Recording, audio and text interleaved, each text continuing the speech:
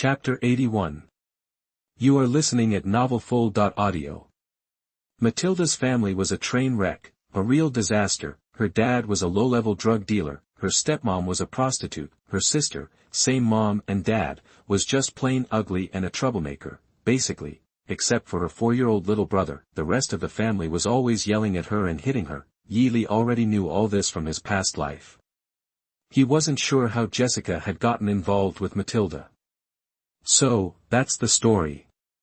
Jessica pulled her brother aside and filled him in. After a bit, Ye Li got the gist. His do-gooder sister had been hired by a detective agency to investigate something in the area a while back and had run into Matilda. Jessica, being all heart, had learned about Matilda's awful situation and started looking out for her, offering her a rare glimpse of kindness. Naturally, the two had become friends. Bottom line, it was a classic tale of a kind older sister taking a sad little sister under her wing. Jessica, Matilda perked right up when she saw Jessica. All that grown-up sadness that didn't belong on her face just melted away. Her eyes were clear and bright as she looked at Jessica. She held out a drink to Jessica, all eagerness. I got you your favorite. Then, she offered another drink to Ye Li, but she still had eyes only for Jessica. You keep it. Ye Li gently pushed the drink back with a finger. Oh. Matilda was sharp. She snuck a peek at Ye Li, then took back the drink in her small hand. You don't like it? 617 she asked Jessica. Jessica, I heard gunshots. Oh, man, I almost forgot. There was a shooting. Whole family, gone. I took down those thugs and called the cops, but I don't know if I got them all. It's not safe here. You should get out of here. Murder. Family. Matilda seemed to put two and two together. She hurried up the spiral staircase. Jessica looked lost. What's with her? Ye Li asked. Jessica, how much do you actually know about Matilda's family? Not much. Just that they treat her like dirt, always beating her. Jessica's face fell. I always see bruises on her. But I can't just barge into other people's lives, so I just help patch her up. Ye Li blinked. So, after you knocked out those guys, you didn't check out the scene? Nope, after I kicked the last one out of the room. I saw you guys coming downstairs. Oh, wait, Jessica had a sudden thought. Bro, you're right. I gotta collect evidence, and with that, she bolted upstairs too. Well. Ye Li sighed, pinching the bridge of his nose, watching his sister's detective obsession kick in. No wonder Jessica was so chill with Matilda. She didn't know that the dead family was Matilda's family. Hammer Industries control room. Click, click, click. Natasha hammered at the keyboard, contacting Stark. I've regained control of Colonel Rhodes's armor, but Ivan Vanko, who was transferred from prison by Justin Hammer, is missing. At the same time, seeing his armor back under his control, Rhodes was relieved and spoke. Oh. Tony. I'm ready. Hey. Watch your language. Tony pushed Rhodes away. Don't let the lady misunderstand. Don't celebrate yet. Natasha checked the monitoring program and said, there is a target approaching you, and the energy value is extremely high. Whoosh. Just as Natasha warned them, bang. Ivan Vanko, in his new whip armor, landed right in front of Rhodes and Tony. In English with a heavy Russian accent, he declared war on Stark. Good luck. I live, you die. This is not good. I'm going to use a special weapon to deal with him. Rhodes unfolded the missile launcher on the shoulder armor. Let me use the ex-wife missile to take apart his suit. Tony, what to use? Next moment, suddenly, ding. Looking at the ex-wife missile that fizzled and dropped harmlessly into the water, Tony and Rhodes were speechless for a moment. Tony, weapons from Hammer Industries. Rhodes, yes. How could this happen? Matilda stared at her brother lying in a pool of blood, tears streaming down her face. Matilda. Jessica put an arm around the poor girl, showing a rare tenderness. She finally understood that the dead family was Matilda's, and her heart ached for the girl. Thank God she met Li. But Matilda had nothing now, just like her own car accident. Hey, just like me. Jessica thought, and her clever little brain started spinning again. She looked at Matilda, who was crying, and then at Ye Li, who was leaning against the wall, doing nothing. "What are you looking at?" Ye Li, with a lollipop in his mouth, stolen from Matilda's room, caught his sister staring and knew she was up to no good. "It's been a while since I paddled your butt. You gettin' sassy?" "Hey!" Jessica instinctively covered her rear, then leaned in close and whispered, "So, any plans for her? Gonna raise another sister?" Ye Li rolled his eyes. "You think we're running an orphanage or something?" "Don't be like that, Li." Jessica grabbed her brother's arm and snuggled up to him. "Just let Matilda stay with us. I'll take care of her. She can even help out at my detective agency, be my assistant. Bang. Ye Li flicked her forehead. "You think it's smart to bring a normal kid into your Hell's Kitchen detective biz?" Jessica pretended to nurse her head, whining, "Because she used to live there, I forgot for a sec. Besides, she doesn't have to be in the agency to be my assistant. She can sort files at home." While the siblings whispered, Matilda listened in, quiet as a mouse. She knew her whole future hung in the balance. All she wanted was to stay with Jessica. "Fine, fine." Ye Li finally caved, annoyed by Jessica's badgering. "But you're responsible for Matilda, got it? You're off to college soon, you'll have plenty of time." "Yes." Jessica nodded, grinning, stood on her tiptoes, and pecked Ye Li on the cheek. "Thanks, Li. Best brother ever." "Thank you, brother."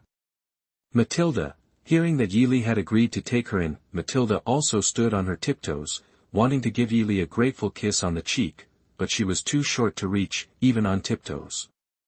"You gotta call me Li for now." Ye Li scooped Matilda up, planted a kiss on her face, nodded in approval, and said, "You can call me brother when you get used to it." It seemed that even though Matilda was a little rough around the edges, she was a good kid at heart, with a little guidance, ahem. With some education, she'd make a great little sister. That's what Ye Li was thinking. Before her tears had even dried, Matilda pulled a cigarette out of her pocket and offered it to him. "Li, smoke. Cough, you can skip this part now." Ye Li, big brother style, gave Matilda a gentle peck on the lips. "Ah, sister Jessica just kissed me too, this must be what normal families do." Brother Li was showing that he accepted her, this feeling, more intoxicating than nicotine, just like sister Jessica's brother. "This whole family is so kind. Li, I think." After calming down a bit, Matilda looked at the knocked-out gangsters and the guns in their hands, her eyes full of hate. I think. Wanna kill them?" Ye Li flicked a pistol up with his toes and caught it one-handed. "Wanna kill yourself, or someone else?" Matilda recoiled a little, scared, but she didn't want to get Ye Li in trouble, so she reached for the gun in his hand. Brave girl, Ye Li thought. He lifted the gun himself, aimed at the thugs. Boom. Boom. Bang, bang, bang. Blood sprayed, empty magazine. Jessica looked concerned. "Bro, are you just gonna go around killing people like that? It's cool." Ye Li spun the gun around and tossed it back onto the body of its original owner. "I'll get Skye to send someone to clean this up. Brother." Then, Matilda, still in his arms, looked up at him, full of emotion, pursed her lips, and then leaned in for a kiss. "Ye Li, whoa. Master. Li, who is she?" When Felicia saw that Ye Li had brought back a strange girl, she quickly changed the name she was about to call him. Ye Li made a long sound, ruffled Matilda's hair, and said, "New sister." "New sister." Felicia didn't ask any more questions. She sniffed Matilda a few times and said with a smile, "Okay, I'll remember your scent." "Hi." Matilda greeted her politely, but inside, she was thinking, this white-haired sister is so pretty, but she seems a little strange. So she's part of the family now too. Brother's too lazy to explain. Ye Li didn't feel like going into detail. Jessica took the initiative, pulling Felicia and Matilda to the sofa to get to know each other. Seeing the three of them getting along, Ye Li turned on the TV. The battle at the expo was over. Tony was probably gonna start whining again. New energy projects will be announced soon. Ye Li thought about it and decided to use the 2 checks Stark had given him to buy shares of Stark Industries. Then the VP of the Ghost Spider Club would also be a major shareholder in Stark Industries. After watching TV for a while, the girls were still chatting away. Ye Li asked Jessica, "Got an empty room?" "Room?" Jessica tapped her lips, thinking. "We're pretty much out of space. How about Matilda sleeps with me?" "Jessica." Felicia pulled Jessica, reminding her, "Have you forgotten? You never sleep there anymore." "Oh." Jessica flushed. "Yeah, well, we all usually sleep together." She put her arm around Matilda. "How about, you sleep in sister's room, okay? Sister will sleep with brother." Matilda, not wanting to be left out of her new family, said timidly, "Sister sleeps with her brother. Could I sleep with you too?" "Ahem." Ye Li's face went red. He said firmly, "Absolutely not, Matilda. Not with the new girl here. How would he ever see Gwen again?" "Okay, never mind." Matilda looked disappointed. "Don't be sad, Matilda. Sis will cook you something amazing, Chinese food." Jessica seemed to have unlocked her inner mom. With that, she dashed to the kitchen, ready to impress her new family with her cooking. After Jessica left, Matilda kept glancing at the TV. Ye Li noticed and asked, "You like Iron Man? If you want, I can take you to meet Tony sometime." Matilda shook her head. She seemed to have something on her mind, wanting to ask but feeling shy. Ye Li didn't press her, but instead nudged her along. He was very good at persuading girls. Seeing Matilda's hesitation, he pulled her over, sat her on his lap, and said gently, "Go on, don't be shy. From today on, you can live a happy life."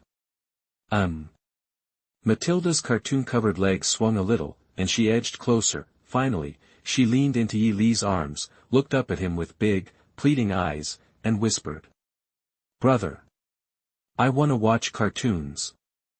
Chapter 82. You are listening at novelfull.audio. Kung Pao chicken. Sweet and sour pork. Mapo tofu. Jessica, busy in the kitchen, held a fresh fish. And fish balls for Felicia. Meow. Anything for me. Felicia peeked from behind Jessica, her white cat ears catching the light. Jessica, you're the best. Felicia. Jessica expertly wielded the kitchen knife. Why aren't you playing with Matilda? She was fascinated watching her brother, Lee, scratch scales off the fish and watch TV. Smells amazing. A slender, blonde figure hung upside down outside the kitchen window, eyes gleaming. Wow, feast tonight. Jessica rapped on the window. Gwen, come through the front door and help me. Okay. Matilda, engrossed in cartoons, ate with a serious expression. Gwen, now inside, watched Matilda with a warm smile. She's so cute. You're cuter, Gwen. Ye Li, drinking soup, made suggestive hand gestures under the table. Don't disappear after dinner. Don't rush me. Gwen blushed slightly, but didn't react much. She playfully offered a piece of lamb to Jessica. The night is young. Jessica, you should make it up to me. Ha. Jessica snatched the lamb back. You're the one who needs to make up for it, Gwen. Night fell. Moonlight streamed onto Jessica's big bed. Matilda tossed and turned, unable to sleep. Earlier, after using the bathroom and passing her brother's room, she'd heard sounds of them fighting, and a lot of movement. Was their home as loving as it seemed? Did siblings have conflicts too? Troubled by the faint sounds of what might be an argument, Matilda clutched one of Jessica's life-size pillows, hugging it like an octopus, finally falling asleep peacefully. S.H.I.L.D. Training base. Hiya, asterisk bang, star. A silver baton met a black stick with a sharp thud. Natasha twisted her wrist, and the black stick connected with the silver one, knocking it back. Bang. Barbara quickly crossed her silver batons into an X, blocking the blow. Natasha, you're improving fast. Practiced a few moves with your pal?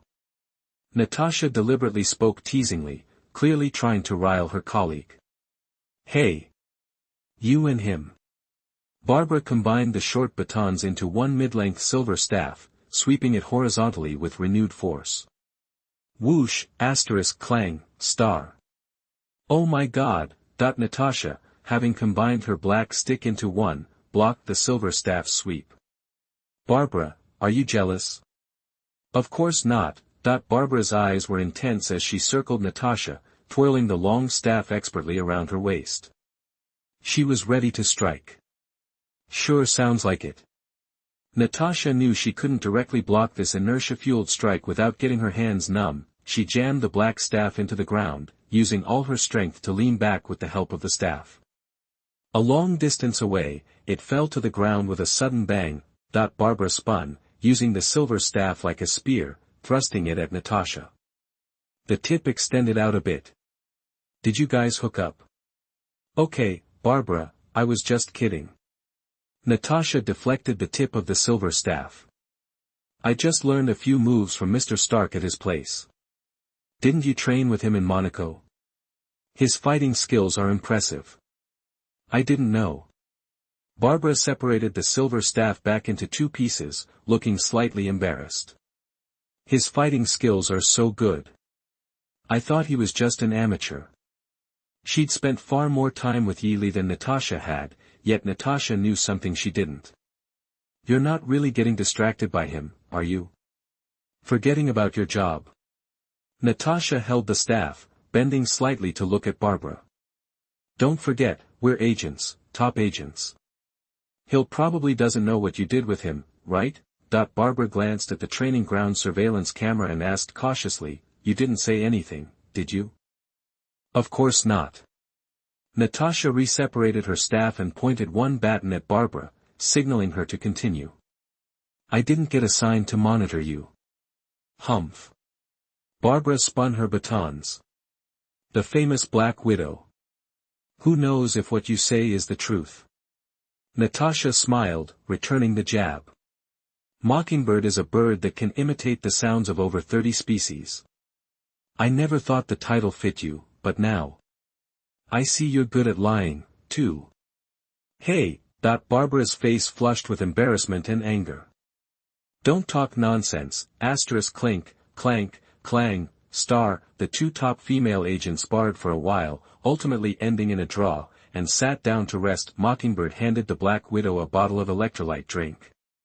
Natasha, are we friends? Natasha took it with a smile. Of course, Barbara.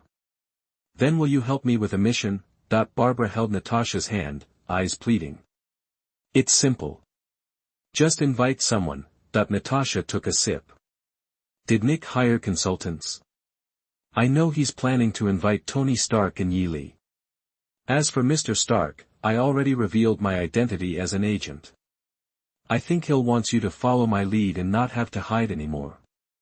So you can invite Yi Li as a SHIELD agent, right? Yeah, Barbara nodded eagerly. You're the best, Natasha. So smart. But you don't want to reveal your identity yet. Natasha continued. So we talked with Hill, and asked other agents to invite Yi Li. Yeah. Yes. Okay, Barbara, you should reevaluate your priorities. Do you still want to be an agent? Huh, Barbara thought it over. The days in the club did seem happier. No. I don't think so anymore. Natasha, X. In the bathroom, water dripped, water droplets slid over a graceful body, down slender legs, wrapped in milky white, and finally to beautiful feet. The shower created a curtain of water, soaking shiny black hair and making it stick to fair skin. Hair fell across cheeks and shoulders, black and white in sharp contrast. One strand teased the corner of pink lips, looking particularly enticing. Jessica was enjoying the relaxing moment when she heard the doorbell ring. Gwen, get the door. Huh. Gwen responded lazily, then nothing. Fine. Jessica shouted to Felicia outside the bathroom, Cat. We have guests. Could you get the door? 1 second. On the sofa, Felicia's cheeks were still flushed. She was wrapping a towel around Plush and rubbing it. Just wiping his tail clean. I'll get it. Matilda, the newest member of the family, volunteered, dragging the child with her to the door. A beauty with wavy red hair stood outside. Who are you? Matilda looked up at Natasha. Hello, ma'am. Who are you looking for? The Black Widow dressed as an agent looked like she meant business. I'm Natasha, looking for Mr. Ye Li. Natasha smiled at the cool-looking girl. Who's this? She wasn't in the file. Matilda ran back, shouting into the bathroom, brother, someone's here for you. A Ms. Natasha. Tell her to come in and sit down. Ye Li's calm voice came from the bathroom. After Matilda led her into the living room, Natasha raised her eyebrows slightly. Ye Li, Jessica, Gwen, and Felicia were all sitting on the sofa. They were only wrapped in bath towels, and there were still water stains on their bodies, as if they'd all just showered. Gwen still looked half asleep. Natasha, what can I do for you? Ye Li, composed, held a cup of warm milk that Matilda had made for him. Want to learn more fighting skills? No problem. Tony said he'd cover your tuition. Natasha sat on the sofa opposite them, crossing her legs. Could we put some clothes on first? Before we talk. She looked at Jessica and Gwen. Just the two of us, I mean. Who is she? Seeing Natasha, dressed as a glamorous agent, wanting to talk to her brother alone, Jessica grew worried. In her mind, agents always did things with men. Her brother wasn't exactly full yet. Was this a late-night snack delivered to the door? The Black Widow, unaware of her designation as door-to-door takeaway, handed an invitation document to Ye Li. How about we talk in your room? My room? Ye Li took it. Sure. Even if it's a mess every morning, tidying it up is always something he thinks about. Ye Li's room. Nick wants to talk, huh? Ye Li opened the file. You also invited Tony. Who else? Natasha's eyes secretly scanned the room for clues. Just you two for now. Well, that's an honor. Why does Fury want us as consultants? What's the angle? Luo Dan. Natasha heard Ye Li repeat the name. You mean Fury? Who else? You don't think his head looks similar? Wait, what's this? After a moment of silence, Natasha spotted something on the window frame. She raised her hand, holding a piece of synthetic spiderweb between her fingers. It had to be Gwen's oversight. He couldn't let her discover Gwen's ghost spider identity. Ye Li coughed. Cough cough. Probably Felicia's hair. You know, her hair is this color. Very pretty and special. Huh. Natasha couldn't help but roll her eyes, pulling the spiderweb with her fingertips. Really? Hair this stretchy? Ye Li said shamelessly. Okay, fine. Actually, Cindy helped me clean the room. Cindy's superhero Spider Silk's identity had already been exposed anyway, so let her take the blame for Gwen. Right. Natasha doubtfully wiped her hands with a tissue. So, you want us to meet at an old warehouse? Stark leaned back in his chair, looking at Nick Fury. Shield. If it wasn't for the information you gave me, I wouldn't want to deal with you. It originally belonged to my father. Your father was one of the founders. Nick Fury seemed to be in a bad mood. Tony, we're on the same side. Nick Fury's original intention was to win over Iron Man with news of the new element, but Tony Stark somehow got the information on his own, greatly reducing the effect of Nick's wooing. Nick couldn't be too arrogant at this point, or Iron Man would bail, but Black Braised Egg couldn't resist making digs at him. How did Tony find out about the new element? The warehouse door opened, and Ye Li walked in with Barbara. Li, why are you always later than me? Tony became enthusiastic and gestured to the seat next to him. Come sit here so we can talk to Director Nick Fury. Hello, Fury. Ye Li pulled up a chair, smiling, and introduced Barbara. This is Barbara, my personal bodyguard. She can hear anything, right? Nick Fury, fancy, young man. Bring me some of your agents from the bureau. He looked at Fury's expression of mild pain. Barbara smiled softly and said, "Aha. God knows why Li dragged her here to see the director." "Hello, Vice President Yi." Nick Fury pretended not to notice Barbara, unwilling to play childish games. "Now that everyone's here, we can start talking." Nick Fury slid 2 documents in front of Yi Li and Stark. "Take a look at these." Yi Li and Stark took them, reading at the same time. The documents were mostly the same, except for the names. They wanted to hire them as S.H.I.E.L.D. consultants. Chapter 83. You are listening at novelfull.audio. Yi Li and Stark grabbed the file, scanning it together. Looks like, aside from the names, it's the same gig. They want consultants for S.H.I.E.L.D.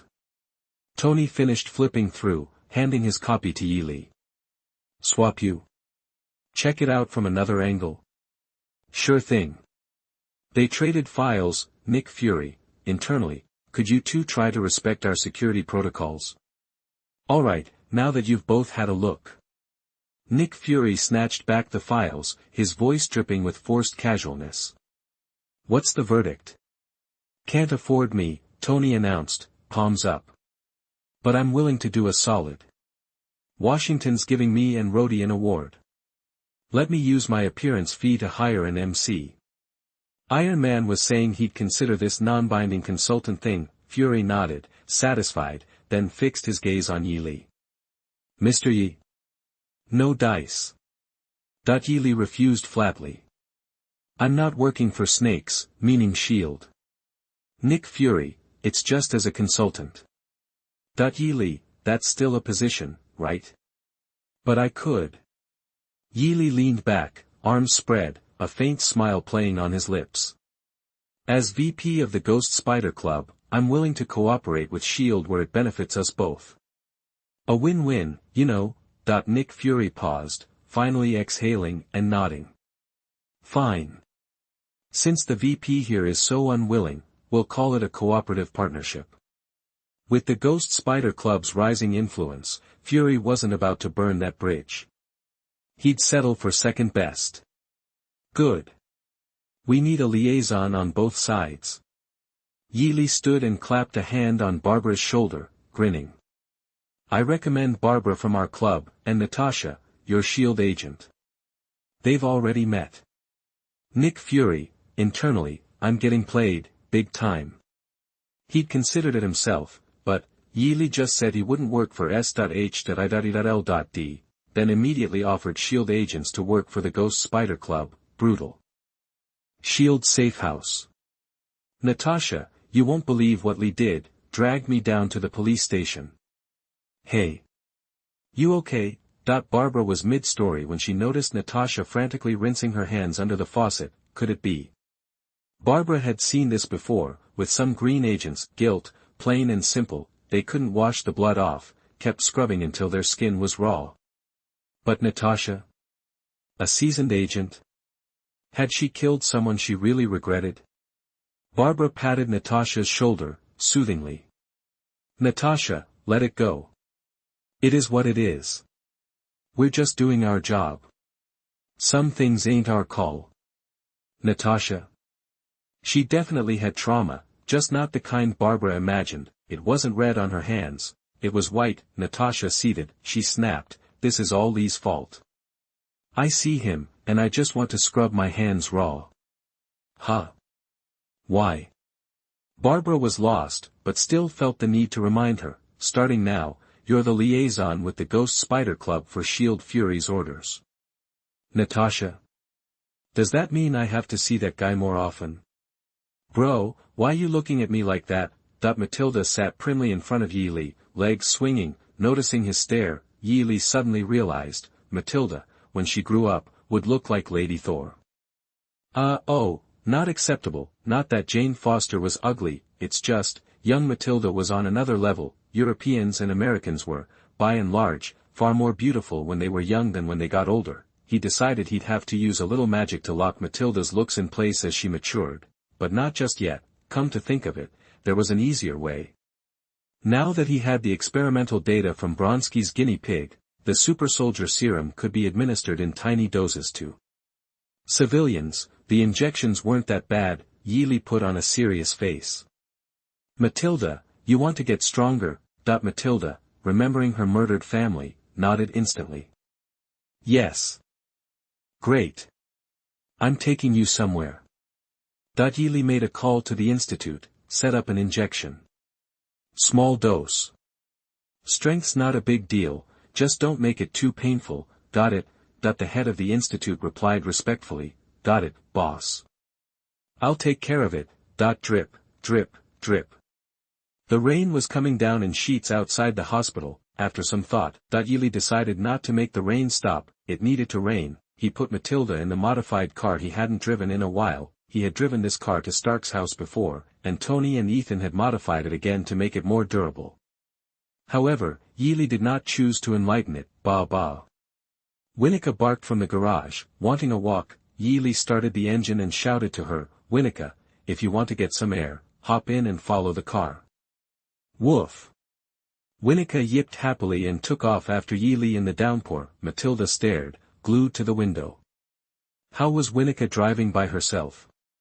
Ye Li glanced in the rearview mirror, smiling. Some people walked their pets. He drove his motorcycle. Gwen Stacy's fated enemy, Dr. Octopus Otto Gunther Octavius, detected, Bayubiu. Bayubiabubiu. The red light left a trail on the asphalt road, and debris splattered everywhere. Man, New York's getting rough.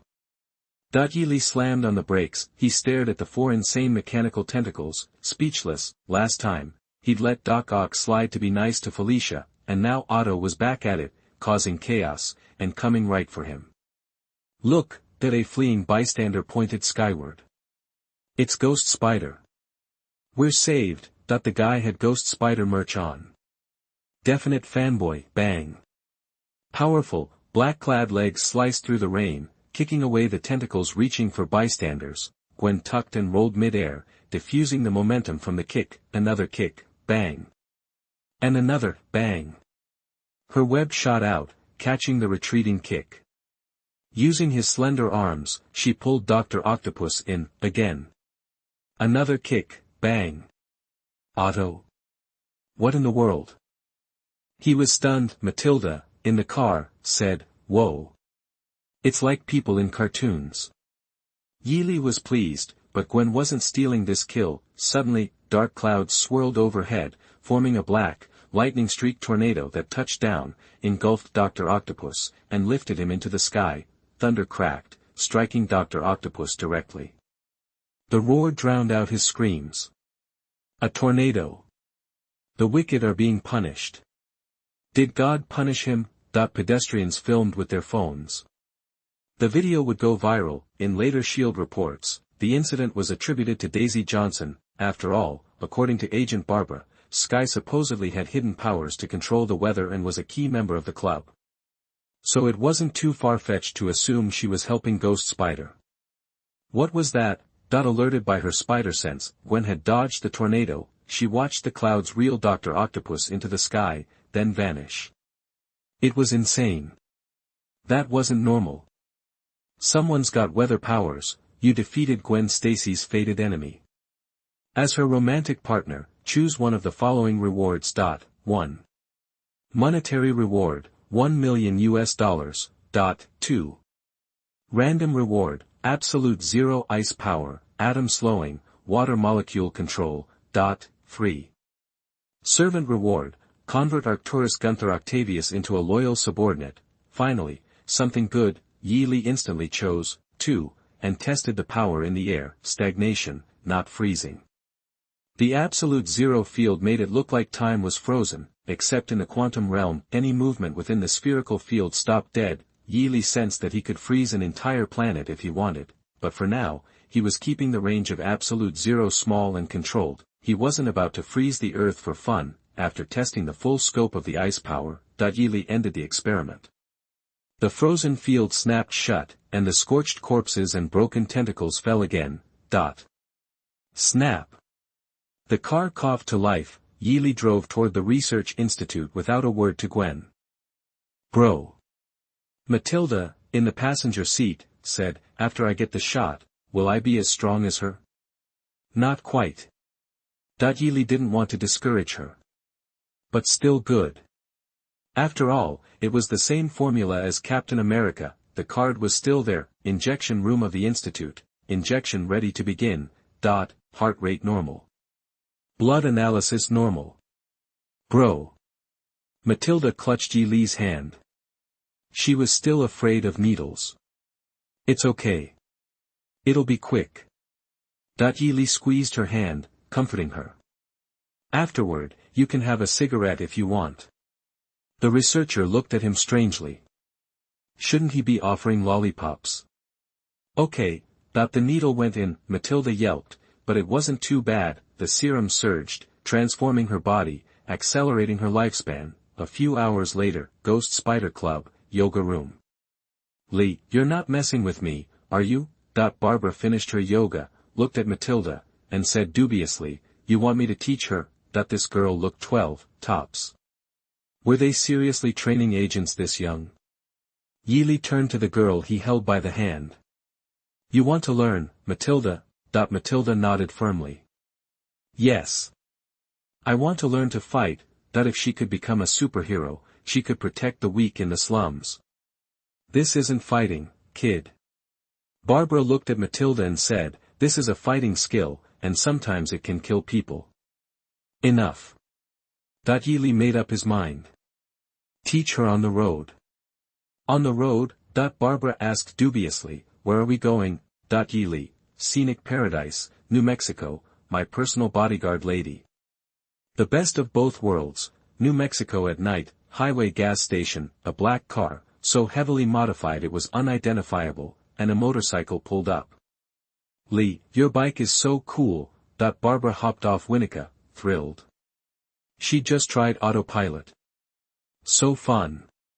Take it easy, don't let Winnica throw you off. The car door opened, Ye Li and Matilda stepped out, he pulled out the fuel nozzle, filling Winnica with oil, honk honk. Winnica honked, she liked when Ye Li gave her fuel. I want to get donuts. Coulson got off his shield bus, walked to Ye Li, grabbed a nozzle, and asked, Mr. Yi, can I get you anything? Ye Li turned to the girl, who was staring at the desert. Matilda, you want a donut? Matilda nodded, then asked, can I get a smoke? Coulson smiled, gently lecturing the delicate girl. Smoking's bad at your age. Matilda looked up, thinking this uncle seemed friendly. Especially with his bald head, Ye Li touched his sister's hair and explained to Coulson, with Matilda's current physique, a little smoke's nothing. Physique? Coulson saw an opening. What sort of physique? You wanna see? Ye Li asked Matilda, show Agent Coulson, Matilda. Okay. Matilda pulled out a coin, then hesitated, Ye Li smiled. It's just a quarter. Okay. Bro, I'll do my best. Matilda held the coin between her fingers and squeezed. It bent easily. Chapter 84. You are listening at novelfull.audio. Does she have superpowers too? Coulson wasn't really surprised by Matilda's display. He knew Ye Li surrounded himself with talented people, still, he was quick to praise, no wonder the president brought her along. She's truly exceptional. Maybe she can even contribute to our hammer research collaboration. Ye Li smiled faintly. That's not why I brought Matilda. Cooperating with S.H.I.E.L.D. on the hammer research was just a convenient excuse, his real reason for coming to New Mexico was to find Jane Foster, he'd learned Matilda's last name was Foster. Matilda Foster, could Matilda be related to the female Thor? After all, in the movies, they're played by the same actress, and now the same last name. What a coincidence. Donuts, yogurt, chocolate bars. After piling snacks on the counter, Ye Li said to the clerk, hey, I need some cigarettes too. Sure thing. What kind are you looking for? The clerk, clearly impressed by Ye Li's looks, launched into an enthusiastic sales pitch. Camel. Lucky Strike.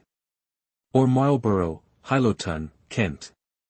Ye Li, a non-smoker, looked down at Matilda, she had her little hands pressed against the glass display case, examining the cigarettes. Then she pointed at a pack of women's cigarettes and said, "These." Ye Li shrugged at the clerk. "You heard her." The clerk's eyes flickered oddly, but she grabbed the pack of bale and handed it to Matilda. Just then. "Hands up. Now. Don't try anything funny or we'll blow your heads off." Two robbers, wielding spray-painted guns, burst through the door, aiming their weapons at the clerk, Yi Li, and everyone else. The robber in the brown coat pointed his gun at the counter and barked at the clerk, "Empty the register. All the cash." Now, the other robber, in a black coat, slammed a bag onto the counter. "Fill it with the money. And the cigarettes. This little lady's giving us her smokes too." The robber in the brown coat aimed his gun at Matilda. "Hey, hand over those cigarettes. You're too young to be smoking. Don't point guns at us." Yi Li, not wanting to deal with this, warned the two clueless criminals who were trying to get a freebie. "You're going to regret this." "What's that supposed to mean?" The robber whirled around, gun aimed at Yi Li. "I'm warning you. Don't get cute with us." Matilda stared at the gun muzzle, almost hypnotized. A fleeting image of blood flashed before her eyes. Bang! She suddenly dropped low, her legs snapping out in a lightning-fast kick that took one of the robbers off his feet. Immediately following that move, her little brown boots hit the ground, and she leaped up. Matilda grabbed the barrel of the other robber's gun. With one quick jerk, she ripped the gun from his hands. She whipped the gun around, smashing it into his head. Bang! The robber, out cold, crumpled to the floor. Matilda had taken down two robbers in 3 seconds flat. Walter, Barbara and Coulson, who had been browsing nearby, rushed over, guns drawn, and froze. "Whoa, serious skills. Wow." The clerk, still with her hands up, broke the silence. "I need to stop watching action movies, or I'll keep having these weird dreams. I've never smoked these before." Matilda mumbled, tearing open the cigarette pack. She pulled out a cigarette, holding it in her mouth, clamping the cigarette between her teeth. She looked up at Yi Li, her pink lips barely moving as she asked, "Brother, got a light?" Yi Li smiled softly. "Nice job." Crack star. He held 2 fingers near the cigarette and blue sparks ignited it. Looks like some rich guy convincing a good girl to be bad. Star. The next day, just outside Old Bridge City. "Why did you leave Coulson back there? Don't you want to check out the hammer?" Barbara scanned their surroundings, but even with her training, she couldn't spot anything significant. Yi Li headed straight for an open-air structure. "Trust my gut, Barbara. Inside the structure." "Are you sure?" Eric Selvig asked his assistant. "This is just a simple magnetic storm, right?" He was a doctor of astronomy. Not long ago, Dr. Eric Selvig, Dr. Jane Foster, and assistant graduate student Darcy Lewis were conducting astronomical observation research in the wilderness. As a result, they encountered incredible and suspicious things. Astronomical phenomena of magnetic storms. Oh, and there was also an inexplicable alcoholic maniac who calls himself Thor. This guy with the same name as the Norse god of thunder was knocked down by Darcy with a stun gun. He is probably still lying in the hospital. Look, the lensing at the edges. After checking the analysis chart on the computer, Jane Foster replied to Dr. Selvig, "That's characteristic of an Einstein-Rosen bridge." Darcy Lewis wondered, "What bridge?" Dr. Selvig asked her strangely, "Aren't you a science major?" Darcy adjusted her glasses and said a little awkwardly, "Political science." Jane spoke up for her. She was the only one who applied. Dr. Selvig knew his research was pretty obscure, so he explained to Darcy, the Einstein-Rosen bridge, theoretically, could connect 2 different points in space and time. Simply put, a male voice from outside chimed in, "It's a wormhole." It was Yi Li. "Hey, Li." Seeing the old man and 2 beautiful girls in this open-air hall, Barbara glanced at Yi Li and said, "Is your intuition just that you found 2 pretty faces?" Wow! Darcy was already swooning. "He's gorgeous." Yi Li's eyes were locked on Jane. Her face was, like a blend of the movie and comic versions of her. Who are you? Dr. Selvig was suspicious. Did you get lost? The hotel's down the street. Actually, I'm here to see you. Ye Li approached, flashed his club's vice president ID in front of Selvig and the others, then pocketed it, then he launched into a fabricated story. Shields on the case. I need you to explain your recent activities. Dr. Selvig, do I look like an idiot? Jane, we didn't really see it. Jane caught sight of Matilda, frowned, and seemed to be searching her memories. You're half right, sweetheart. Ye Li really did just bring his sister out to play. He turned to Darcy. What's your name? This beauty, when he was watching movies in his previous life, he didn't even remember her name. Darcy Lewis. Clearly pleased that Ye Li was talking to her, Darcy said happily, and you are? Ye Li. Ye Li also likes enthusiastic and lively girls, so he chatted with her. I think we can talk. What are you talking about? Of course it's not about love, although the look is good, he doesn't really like the chubby type. Louise is a little plumper and her legs lack some beauty, Ye Li wants to use Louise. Let's find out more about Jane.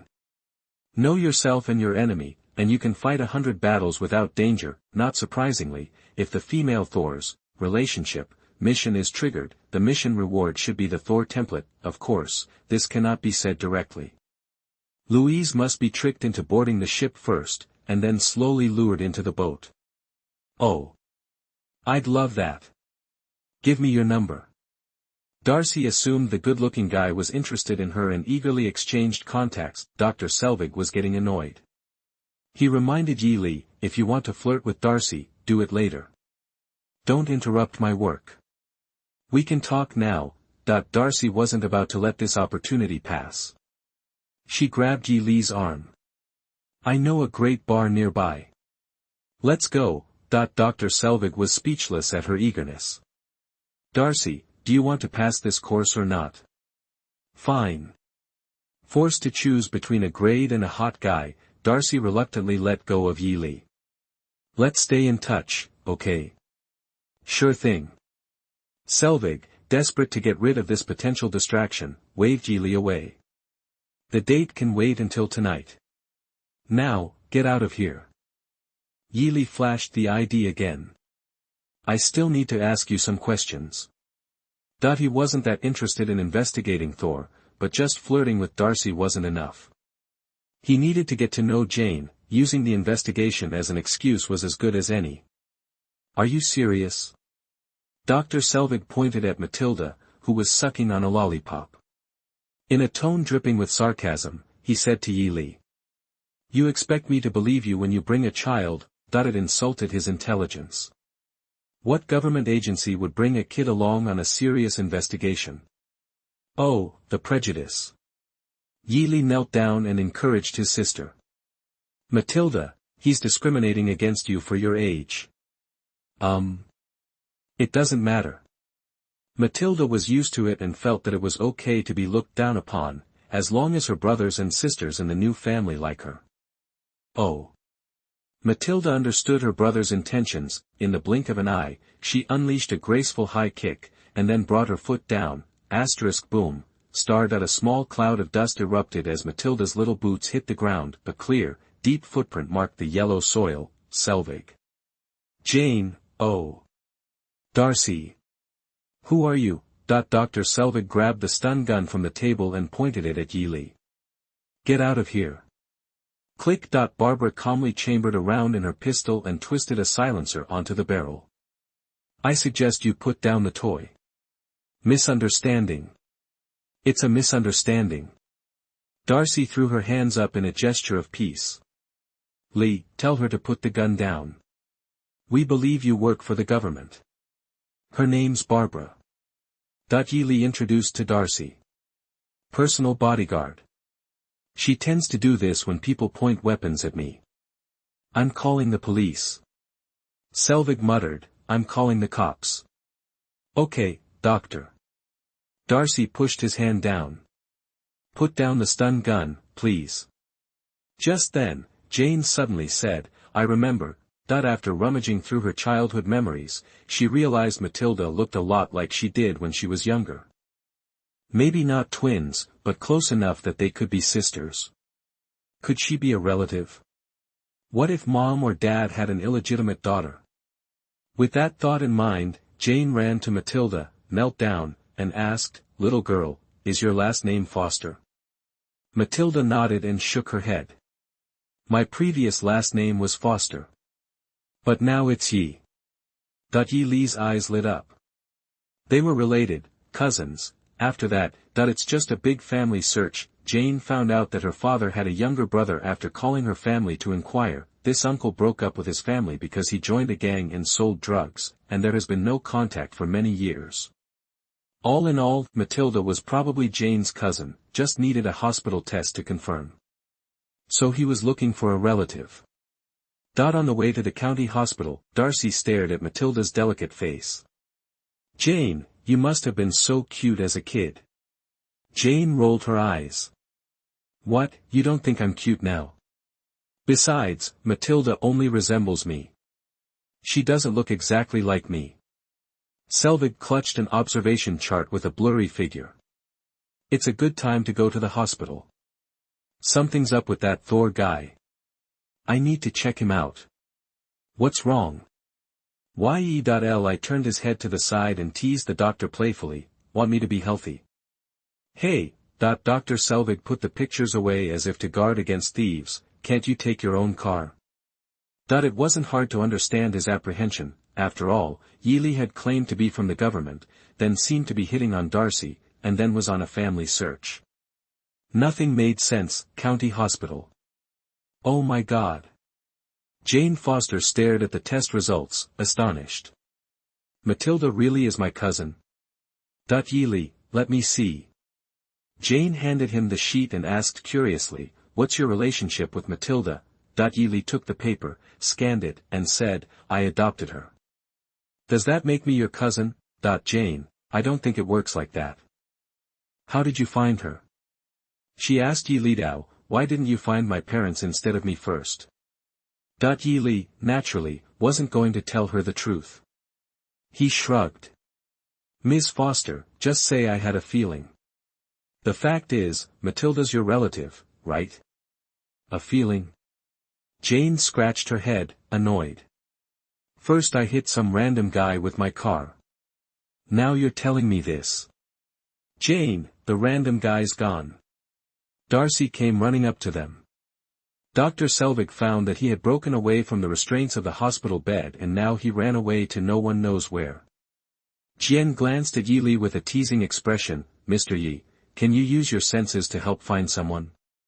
Yi Li joked, we'll probably find him if you drive backward. Ha, of course, Jane didn't believe him. A few minutes later, bang, the moment Thor ran out of the hospital and wandered into the parking lot, Jane backed her Jeep right into him. Darcy, Jane. You hit him again, Jane, what 5?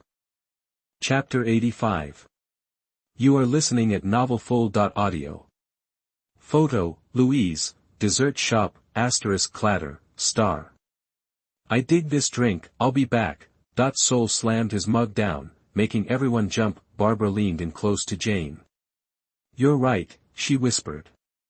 There's something seriously wrong with his head. Are you really with S.H.I.E.L.D., Dr. Shavig? Yi Li overheard him. Shavig whispered back, I've heard of you guys. I knew a scientist doing groundbreaking work with gamma radiation. He vanished after you showed up. Yi Li, actually, I'm not with S.H.I.E.L.D. Shavig, figures.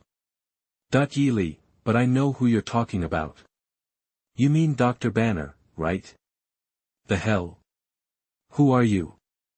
Shavig was completely lost. At another table, Louise, holding a lollipop in one hand and a cigarette in the other, was teasing Matilda. Which one tickles your fancy? I'd go with Bang Bang. Matilda frowned, seemingly torn. Hey. Soul, still craving attention, bellowed, that was amazing. Gimme another. You. Jane started to say, Barbara tugged at her sleeve. I think, we should just let him be. But I hit him. Jane held up 2 fingers, looking sheepish. Twice. He's kind of cute, though, Barbara said, gesturing to the stacks of empty food containers in front of Sol. And he's got a bottomless pit for a stomach. Even though I'm not with S.H.I.E.L.D., Ye Li said, holding up a finger to Shavik, they're coming for your research pretty soon. Why? Jane demanded, turning to Ye Li. Why would they do that? Dr. Shavik, knowing S.H.I.E.L.D. better, explained, Jane, they don't ask permission when they want something. But. Jane protested, that's years of our research. I was thinking of grabbing you a backup, Ye Li said, steepling his fingers. But I need a small favor, Jane. Jane, what? Ye Li handed her a note. Be at this address tonight, and I'll sort everything out. Jane looked doubtful. That's it, clatter, star. Another, Sol, realizing nobody was paying attention, went back to his cup-smashing routine. Clatter. Another, clatter, star. Another. Hey. What's the big idea? Inevitably, Sol got the boot. Jane, distracted by the whole S.H.I.E.L.D. situation and Ye Li's request, stopped worrying about Sol altogether. Later that night, Mr. Yi has eyes everywhere. He knew about this before our own agents. Rest assured, S.H.I.E.L.D. will comply with our agreement.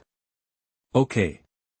Ye Li hung up, a ghost of a smile playing on his lips. He raised his glass and took a sip. Why not have everyone owe you a favor? He tipped off Shavik about S.H.I.E.L.D.'s interest, then cashed in that intel with S.H.I.E.L.D. for some perks. Easy peasy, click, Louise, all dolled up, walked in. Wow, you clean up nice, she said, winking at Ye Li as she plopped down next to him, ready to get cozy. As they drank, Ye Li subtly pumped Louise for information about Jane, like her hobbies and habits. Unlike Gwen and the others, where there was a genuine connection, he was mostly after that mission reward. He wanted to fast-track things with Jane, hoping to reach that friendship milestone and check off the relationship household box. Meanwhile, Louise was getting handsy, seeing as she'd spilled the beans earlier. Ye Li didn't refuse her advances, and offered her a little reward. Even though Louise was a bit on the chubby side, she had a gorgeous face, especially those kissable lips. It wasn't quite up to Gwen or the others, but it was a unique experience, kind of like Kate, Pet Shop. I need a horse. We don't sell horses, just cats, dogs, and birds. The confused owner said. Sol, with a straight face, declared, then find me something I can ride. The owner hesitated, then pointed. Old man Johnson has a Duroc pig that got loose. Last I saw it, it was hanging out in the woods on the edge of town. Big, strong fella. Maybe you could give that a whirl. Duroc, eh? Sol didn't know what kind of beast that was, but he grinned confidently. Big and strong, you say? Perfect. I'm excellent at breaking in stubborn animals. Right. The owner nodded slowly. Well, good luck with that. Thor, luck? I don't need luck. I have brute strength. A few minutes later. Whoa whoa. Whoa whoa. Whoa whoa. Hold still, you mangy beast. Sol was clinging for dear life to the back of an unusually robust Duroc pig, careening wildly through the wilderness, on a beeline for his beloved hammer. You're being ridden by Thor, god of thunder. Be honored. Whoa. Wrong way. Not that way, Piggy, oink oink oink oink. Makeshift fences had been set up around Thor's hammer, Mjolnir, and through the night, a strong guy on a very strange mount was closing in fast. Thanks, buddy. As they neared the temporary S.H.I.E.L.D. base, Thor hauled the Duroc into a bush and let it munch on leaves. When I get my hammer back, I'm taking you to Asgard. You'll live like a king, happy as a pig in mud. Oink. Piggy seemed to understand, grunting twice and burrowing its snout into the branches, munching away. Heh. Sol patted the pig's head and warned, stay here, pal. He figured things might get hairy when he grabbed Mjolnir, and didn't want Piggy catching a chill, so he slipped off his coat and draped it over the pig. You might need this. Then, Sol crept toward the fence. A few seconds after Sol left, Barbara pulled up on Vinica. Not far from the base, Matilda was in the back, peering through a camera lens. He's so weird. Why is he riding a pig? Over the comm, Ye Li, what are you riding? Matilda, sending you the video now. It's hilarious. The video popped up. Ye Li clicked play. Under the moonlight. Whoa. Hey. No. Stop it, *thump, Thor, still wrestling with the pig, was getting tossed around like a ragdoll, occasionally face-planting in the dirt. If the God of Thunder hadn't had a death grip on that pig's tail, he'd be stranded in the middle of nowhere. Ye Li was speechless. That is gold. Keep that safe, okay? Got it. What video? Louise mumbled sleepily. You didn't record anything, did you? That wouldn't be cool. Relax, Ye Li said, stroking her hair. Nothing to do with you. Crash. Bang. Pow, years of combat experience. Even with reduced strength, Thor took down a few S.H.I.E.L.D. agents, getting closer and closer to Mjolnir. Boom, lightning flashed across the sky. The heavens opened up, the temporary base went into lockdown. Beep beep beep, breach detected. Fence damaged. Sector B. Take action. Breach in South Passage. Communications down. The hammer is jamming the signal. Sir, target located. East side. Coulson listened to the reports, grabbed the comm, and barked, get a sniper up high. Hawkeye picked up his sniper rifle, then paused. He grabbed his bow and arrow. Thwack thwack, Patton hopped out of the weapons truck and got in a crane gondola in the downpour. Hotel. Phew, Louise said, batting her eyelashes. So. Should we hit the bedroom? Or if you like it here. I'm game. Bedroom it is. I need you to do something for me, Ye Li said, with a mysterious smile. If you nail it, I might have another little treat for you. Ooh, goody. Let's go. Louise grabbed Ye Li's hand and eagerly headed for the bedroom, but once they were inside, Ye Li put her to sleep with a pressure point strike and tossed her on the bed. Stark Industries unveils new clean energy division. Stark Industries stock soars, investors weep over missed opportunity. Experts predict the advent of new element energy will revolutionize the world. Dario Agger, CEO of Roxxon Energy, questions the validity of the new energy, calling it a PR stunt by Tony Stark. Ye Li sat in the living room, watching the news and counting down. Soon after, Jane cautiously opened the door and stepped into the hotel room. I'm here. What do you want? That she assumed Ye Li had a crush on her and was using the S.H.I.E.L.D. intel to try and get her into bed. Ye Li raised his glass. Come on in. Let's have a drink and chat. Jane hesitated, then stepped forward. With Ye Li's smooth moves and insider knowledge, they quickly hit it off, and the wine bottle started to empty. 30 minutes later, the system dinged with a new quest. Initiate Thor/Jane Foster relationship mission and resolve Jane Foster's potential cancer risk. Was that all it took?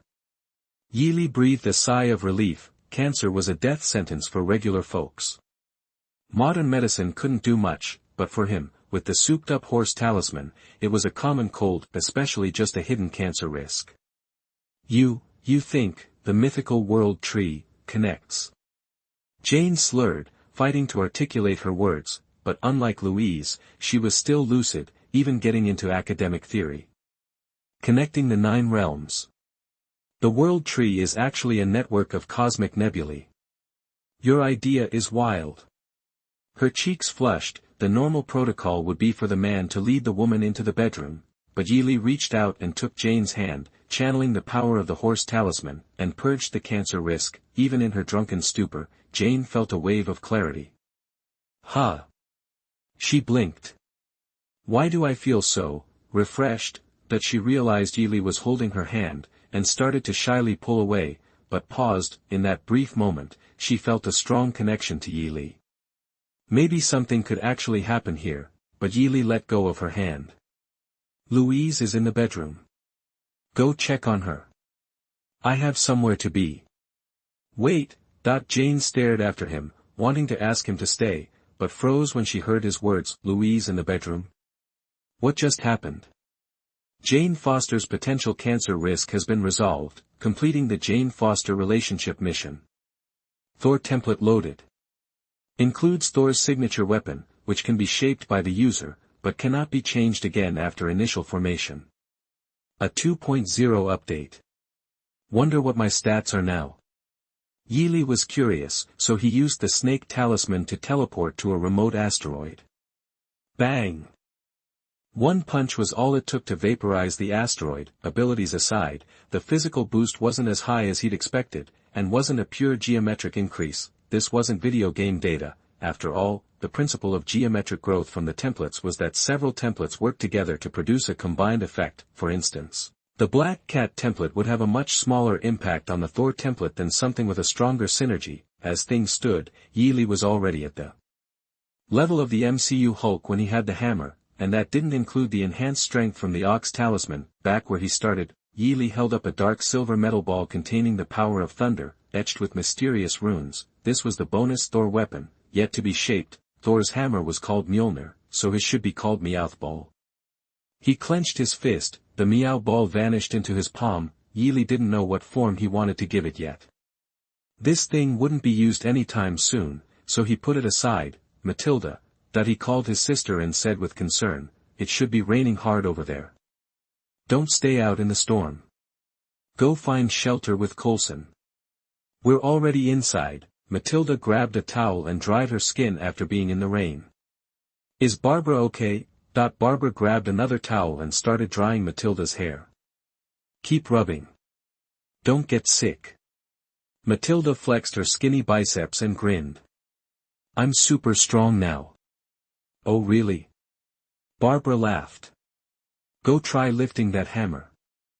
Chapter 87. You are listening at novelfull.audio.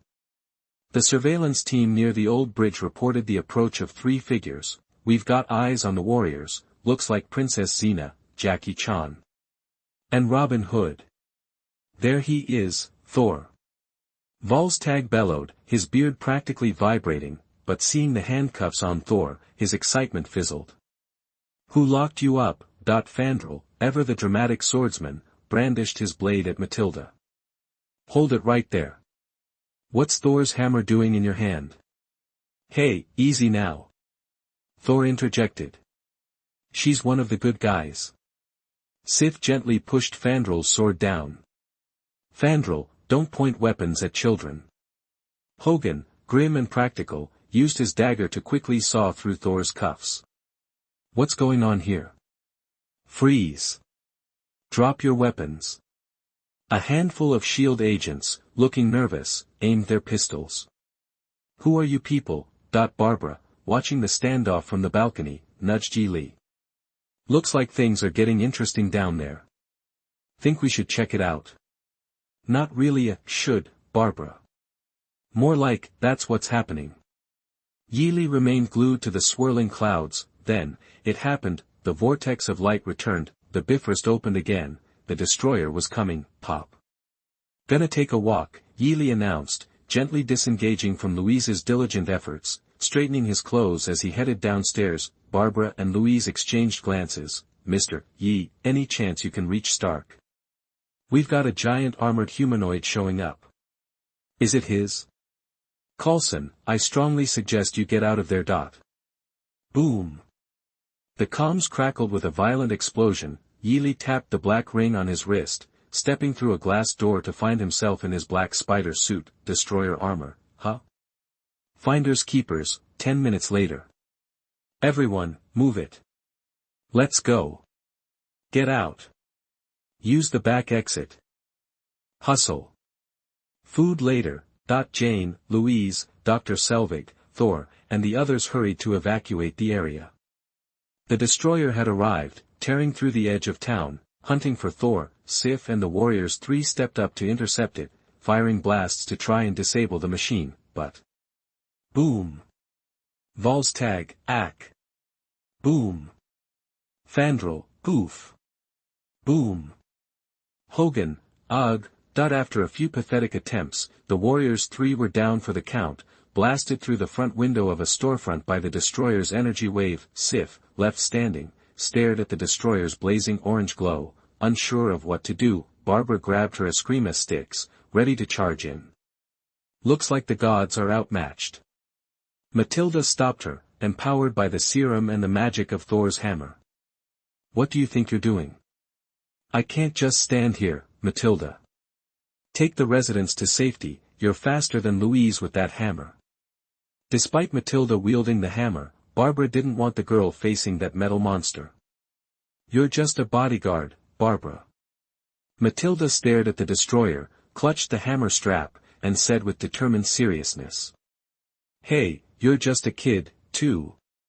Barbara started to protest, but Matilda had already launched herself into the air, rocketing towards the destroyer. Clang. The hammer slammed into the destroyer's head, disrupting the heat ray it was about to fire at Sif. Click, click, click, the destroyer's neck whirred, rotating 360 degrees, followed by a full-body spin, instantly facing Matilda and delivering a devastating punch. Whomp! Matilda, lacking real combat experience, couldn't react in time. The destroyer's unexpected twist caught her off guard. She barely managed to raise Mjolnir as a shield before the blow sent her tumbling backwards. Rrrrwum. An intense orange-white beam ripped along the road, leaving deep gouges in its wake, zeroing in on the girl. Kid! Sif hurled her spear at the destroyer, yelling, "Watch out!" Bang! The beam effortlessly deflected the spear, continuing its course unimpeded. Zzz. Blue lightning crackled around Mjolnir, intensifying into a concentrated bolt of thunder. Ha! Boom! Crack! Matilda channeled the thunder to counter the energy beam, but the effort was strained, and she was quickly losing ground. The thunder was gradually overwhelmed by the orange light. Although she could wield the hammer, her power was still far less than Thor's. Proof of this was evident as the girl remained in her normal clothes, lacking the iconic Thunder God armor. Clang! Finally, Matilda was swept away, the hammer skittering across the pavement. Matilda! Barbara sprinted to her side, helping her up. You okay? I'm fine. Matilda, miraculously unscathed, rubbed her forehead. Just a little dizzy from the jolt. The concussive force of the beam impacting Mjolnir had rattled her, but nothing serious. Sorry, Barbara, I did my best. You did great, kiddo. Everyone's clear. Thor, seeing the empty streets, sighed with relief. Thanks to that girl for keeping the destroyer busy. Maybe Mjolnir chose right. His relief didn't last long. He spotted a plump Duroc pig, trotting confidently in front of the destroyer, grunting loudly. The pig seemed to be taunting the metal behemoth, squealing defiantly. Oink! Oink! Thor. Way to go, pig. Loki, controlling the destroyer, noticed the porcine provocation and swung the destroyer's open faceplate towards the pig. The orange-white glow intensified. No! Get out of there! Seeing the pig about to become bacon, Thor tapped into his dormant power and rushed forward. At the same time, Vurum! Vurum! Vurum! Mjolnir vibrated violently.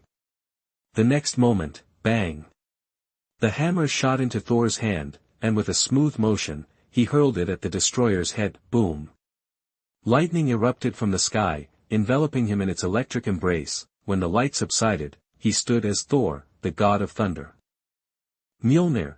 Thor stared at the hammer in his hand, overcome with emotion. You're back. It's good to have you.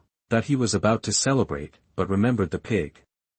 Before Thor could act, a black-clad figure dropped in front of the destroyer. Most Earthlings would have recognized him. Jane, isn't that? Dr. Selvig, that's the Black Spider. Louise, I saw him on the news. He's here in New Mexico. Barbara had a different reaction. He showed up again. I knew it, the Black Spider is somehow tied to him. The clues and evidence were piling up. Yi Li was probably the Black Spider, but Barbara only thought that Yi Li and Black Spider had a good relationship, not thinking of it in that way. The high-dimensional information blockade was blocking this idea. It had the information state shielding function of the system's suit. As long as Yi Li didn't expose himself to the public, almost no one would be able to see through his Black Spider identity. With this guarantee, he can use the identity of Black Spider to do things that are inconvenient for him to do with his official identity. The destroyer wasn't about to ignore the arrival of a black windbreaker, and unleashed a heat ray. Yi Li remained calm, and the lenses of his suit glowed with an intense light, an enhanced version of the pig spell. The pig spell's ability hasn't changed much, it's just that the Cyclops have become stronger.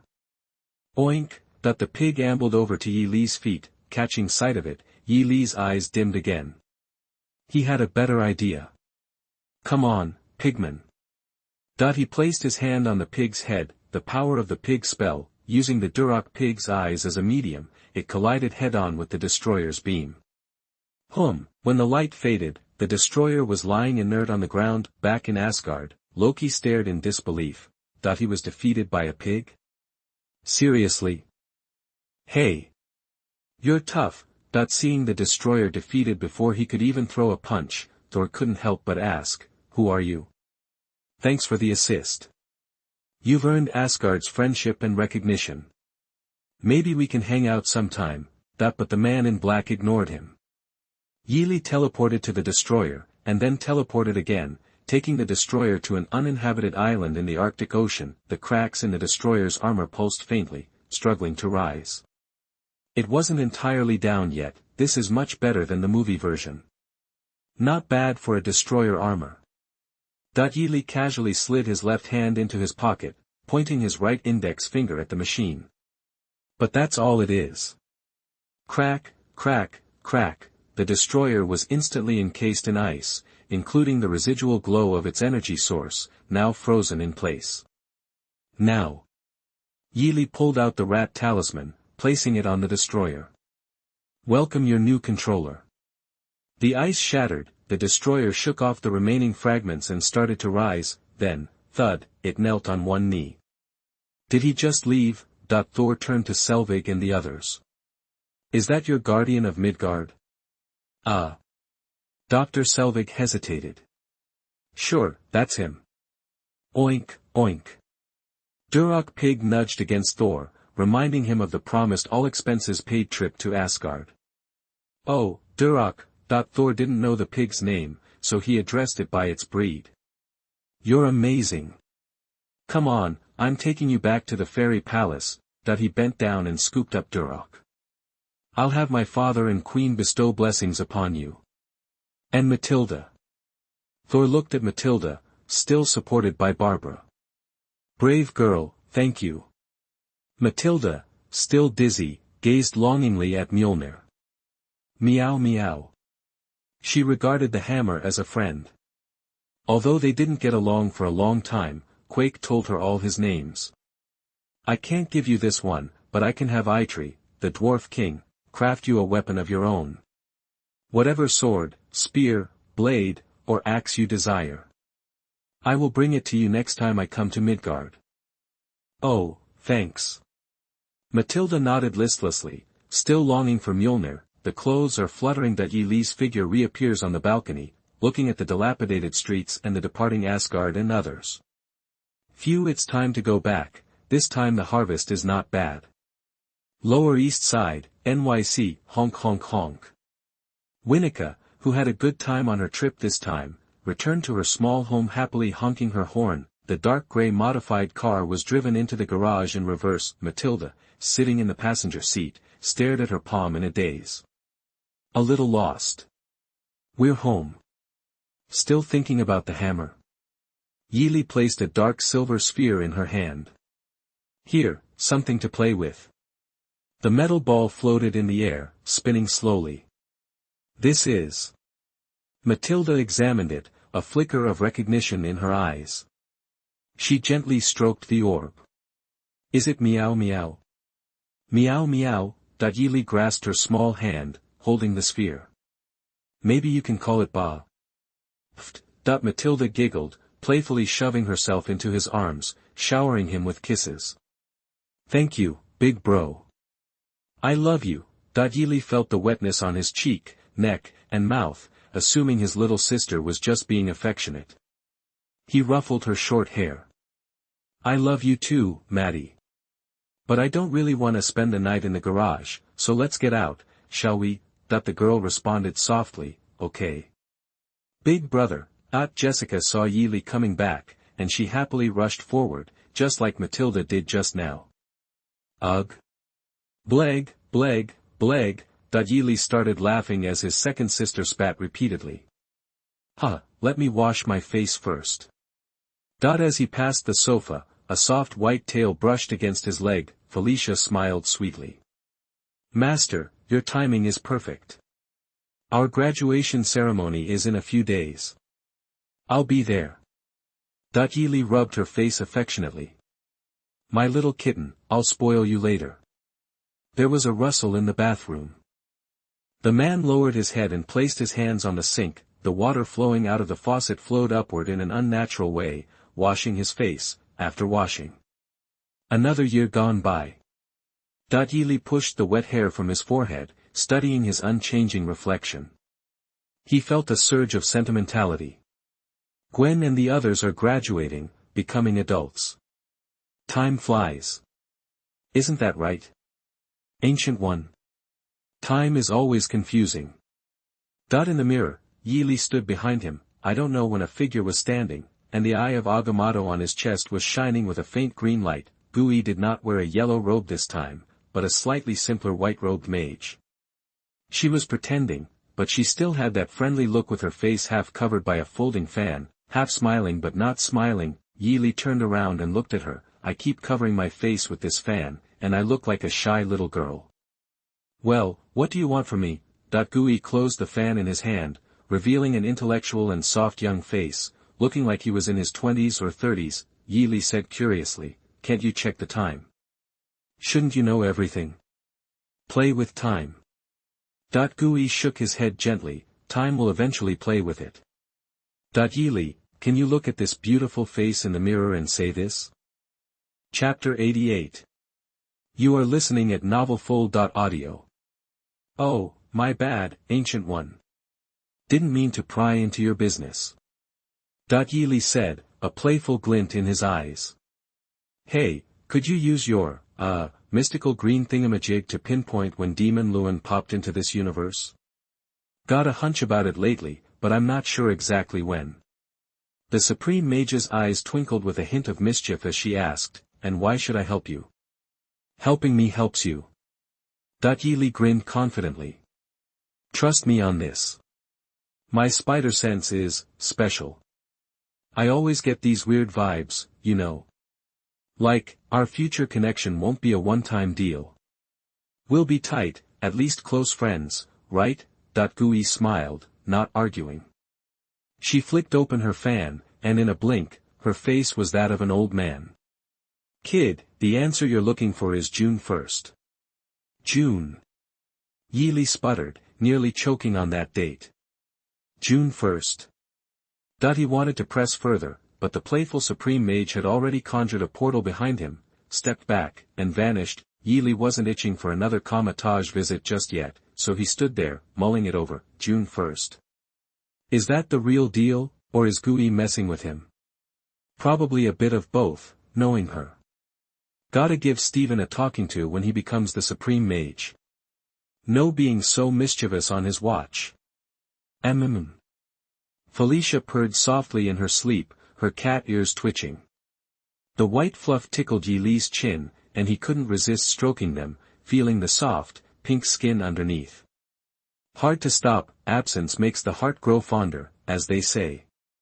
Ye Li kissed Gwen again and asked, "Little spider, you're extra lovey-dovey today. Missed me that much?" Folks with an absolute soul shield can share simple feelings, like happiness or sadness, and a certain ghost spider was definitely feeling the happy vibes. More than that. Gwen replied shyly, "Since I'm graduating soon, Dad said I can come live here with you." Ye Li clicked his tongue. A little less private time, sure, but a lot more time together overall. Jessica poked her head in. That would be awesome, but we're kinda running out of room. Ye Li thought for a moment. Guess we gotta move back to Sunnyvale, then. Gwen, did your dad pick out a place near the manor? The blonde beauty nodded, beaming. He's been on it for ages, just waiting for you to move back. I'll move with you. George is on it, Ye Li thought, knowing George had given him the green light to take care of his daughter. He looked at Gwen adoringly. I'll take good care of you. Ugh, so sleepy. Gotta crash, Gwen yawned adorably, turning to hug Felicia. Jessica, shush, please. The little spider snuggled up with the kitten. Hey. Gwen, you little sneak. Jessica, a few days later. Holy crap, Li. Tony, decked out in his flashy gold and red suit, landed in the Sunnyvale Manor with a thud. You called my transport plane out here, just to move stuff. Transporters buzzed around, offloading important items. I was gonna ask S.H.I.E.L.D., but figured their ethics might be a problem. Ye Li said, tapping Tony's suit. The material seemed sturdier. Maybe Skye should just buy a moving company. That'd be way easier. Tony crossed his arms. Buy a moving company just for moving? Classic you.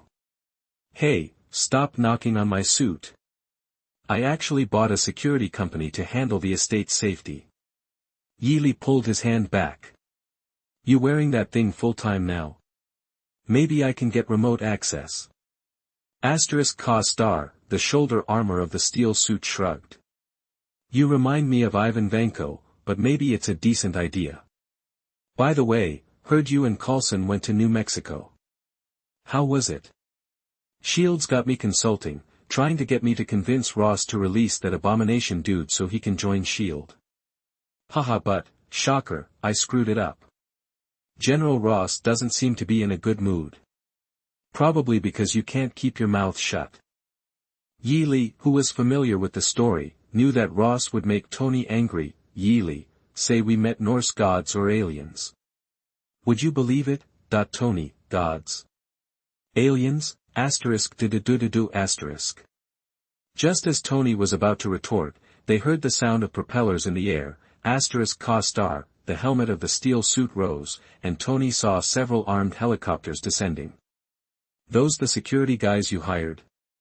Yup. Ye Li corrected, well, not hired. They work for me now. As the helicopters touched down, a group of graceful female warriors, clad in tight combat uniforms, emerged.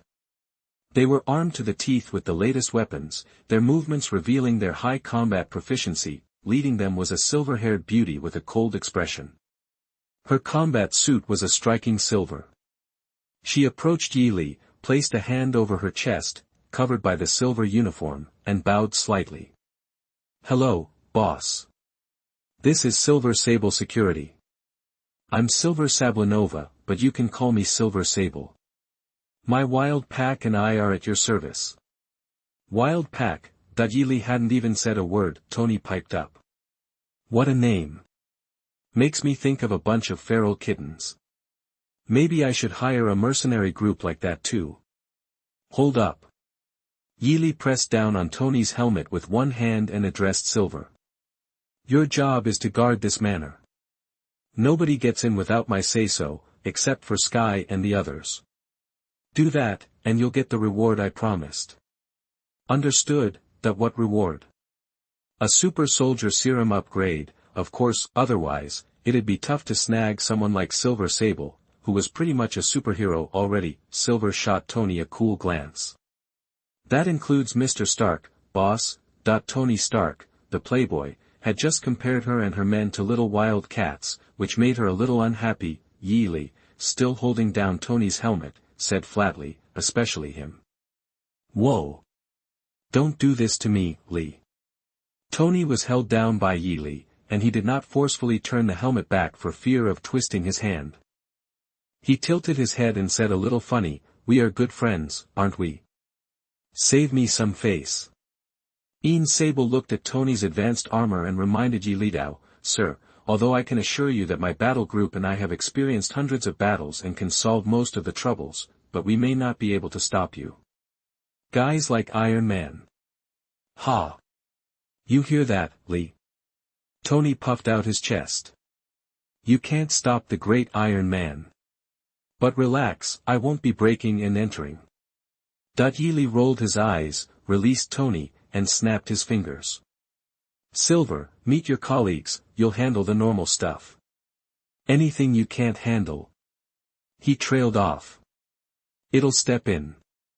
As he finished, Silver Sable, Tony, and everyone else felt the ground tremble slightly, then, boom, the destroyer, glowing brightly, lumbered out from behind the garden trees, an invisible wave of pressure swept over them. Tony was speechless. Dude, is that thing registered? Silver Sable was also shocked by Ye Li. The owner of the manor was no ordinary person. He actually had such an advanced guard robot, which looked more threatening than Iron Man's suit. What is that thing?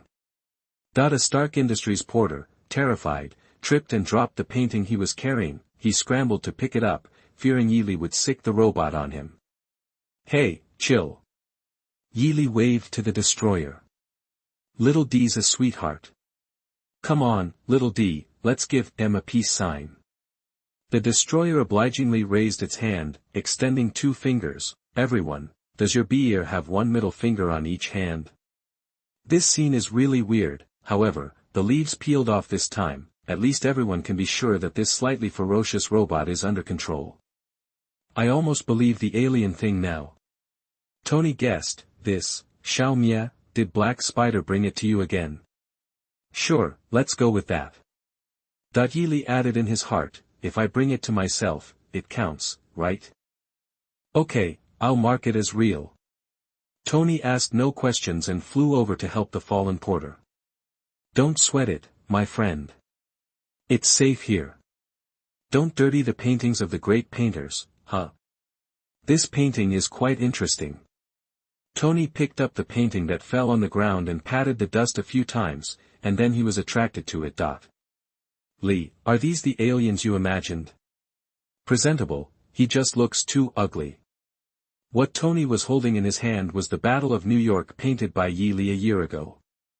Because it fell to the ground, the white cloth covering it floated to the side. You can show it to Fury. Today is different from the past. Ye Li doesn't care too much about this now. At worst, he will bring poor Cindy out to take the blame. But tell him to appreciate the artistry. If he wants to see it again, he's gotta pay me. You think that guy would be interested in this? Tony felt that this painting seemed a bit unusual, and nodded in agreement. Then I'll show it to him. Squirt. Propelled by his boosters, Iron Man took the painting and left the ground handsomely. Ye Li, fly slow, don't let the wind rip it up. The golden and red armor in the air staggered, and then slowly floated away. George, Li, you are so polite, you even helped us move together. Ye Li, haha, thanks Tony, it's his transport plane. Thanks Mr. Stark, he is a kind man. Here, George has also finished moving and is going to go with Ye Li and others to say goodbye to another neighbor, the Parker family. Well, even if we all move away, they will be alone. After all, Peter's child is not at home for a long time now. George asked Ye Li, who was sitting in the passenger seat of his police car, for advice. Li, what do you mean? How about I rent out my house on the Lower East Side? This keeps Ben and May from being too deserted. Gwen, who was in the back seat of the police car, had the same idea. That's a good idea, Dad. Director George said sternly, Gwen, you are talking to your man, don't interrupt. Gwen pursed her lips, oh. Jessica sitting next to her gloated, then, she was pinched by Gwen. Oops. Jessica, do you have any suggestions?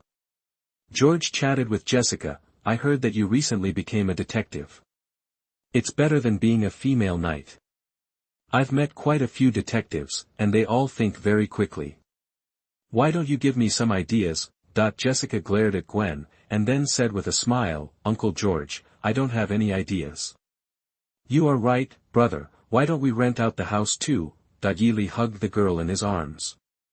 Because some of them couldn't sit down, Matilda could only sit in his arms. Then we need some tenants with good conduct. We can't help bad people with good intentions and bring Aunt May and the others down. Harmed. George smiled happily and said, "It's better to be careful, so I'll leave it to you. I'll let Gwen help you." Yi Li, why did it fall on me again? P.S. The chapter reviews have been refined, but there is a chapter review. I clicked the mouse and reached delete, X. I couldn't see which chapter it was. It seemed to be chapter 21. Chapter 89. You are listening at novelfull.audio. Whoa. George, Lee, Gwen, Jessica, you're all here. Hey. And you, little one. Matilda, right? Ben Parker and Aunt May were waiting at the door, eager to greet everyone. When they saw Yi Li and the others arrive, they welcomed them warmly. "Come on in. We've been slaving away since this morning making a feast." Ha ha ha. They exchanged goodbyes with old friends. George, uncharacteristically, was super sentimental. He handed Ben Parker a going-away gift with a smile. "You gotta savor this. Won't be easy to taste your cooking later." Yi Li gave him a pat on the shoulder. "Okay, George, don't get all dramatic. It's not like we're moving to another country. Let's head inside." Ha ha. Ben Parker agreed. "Lee's right, George. We can still hang out." Yeah. George echoed with a smile, but deep down, he knew with his busy schedule, hanging out wasn't likely to happen too often. Gwen Stacy's nemesis detected. "Mr. Negative, Martin Li." Yi Li glanced inside, a strange look on his face, and asked Aunt May, "Got other guests?" "Oh, haha, it's Martin from FST." Aunt May smiled, opening the door wider. An Asian man in a white suit with black trim was sitting at the table. He came to pay his respects. "I volunteer at his shelter. Martin's a good guy. And since I was making a big dinner, how could I not invite him to join us?" Martin Li, ever smiling, was also looking at the arriving Yi Li and the others. His gaze flickered over Gwen, Yi Li, and Matilda, but lingered mostly on George and Jessica. He'd seen those two on the news a lot, and the younger punks in the Devil's Breath gang talked about them too.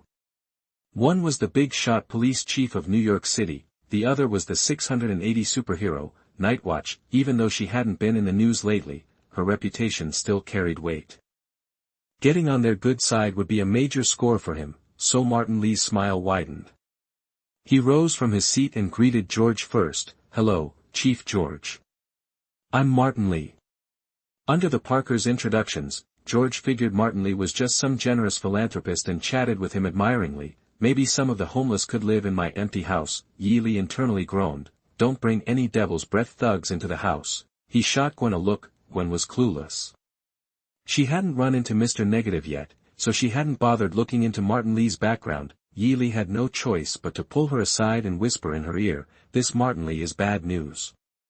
Don't let your dad get hustled." Gwen, flustered because Yi Li had never been so close to her in front of George, whispered back, "Li. Dad listens to you more." Ben Parker saw the two huddled together, whispering sweet nothings, and joked, "Gwen and Li have grown up. I just wonder when my little Peter's gonna bring a girl home." Speaking of Peter Parker, Aunt May looked at Yi Li gratefully and said, "Even though I've said it a million times, I still want to thank you and Jessica for looking out for Peter." "How's he doing?" Yi Li let go of Gwen, nodded, and smiled. "He's at the club. Ned's watching him." Aunt May was relieved. "That's good. Ned's a good kid, too." "And who's this?" Martin Li, noticing everyone's attention was on Yi Li, looked him over again, seeing that several girls, including Nightwatch, were gathered around him. Ben Parker introduced Yi Li to Martin Li. "This is Yi Li. He's a well-known painter and has a PhD in art. A very impressive young man." Aunt May and the other older folk still saw Yi Li the way he used to be. They had no clue about the club's power.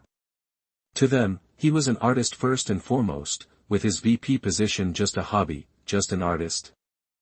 Even though he didn't think much of Ye Li, Martin Li kept his smile plastered on his face, trying to shake his hand.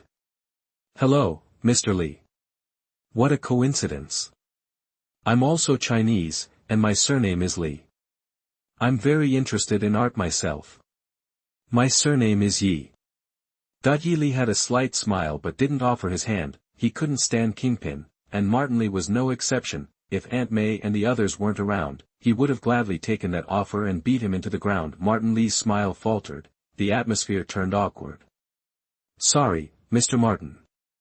Ben Parker and the others quickly stepped in. "You know how artists are, always have some quirks that are hard to understand, but he's still a very nice guy." Haha. Martin Li withdrew his hand. "That's right." He didn't seem angry, but there was a hint of coldness in his smile.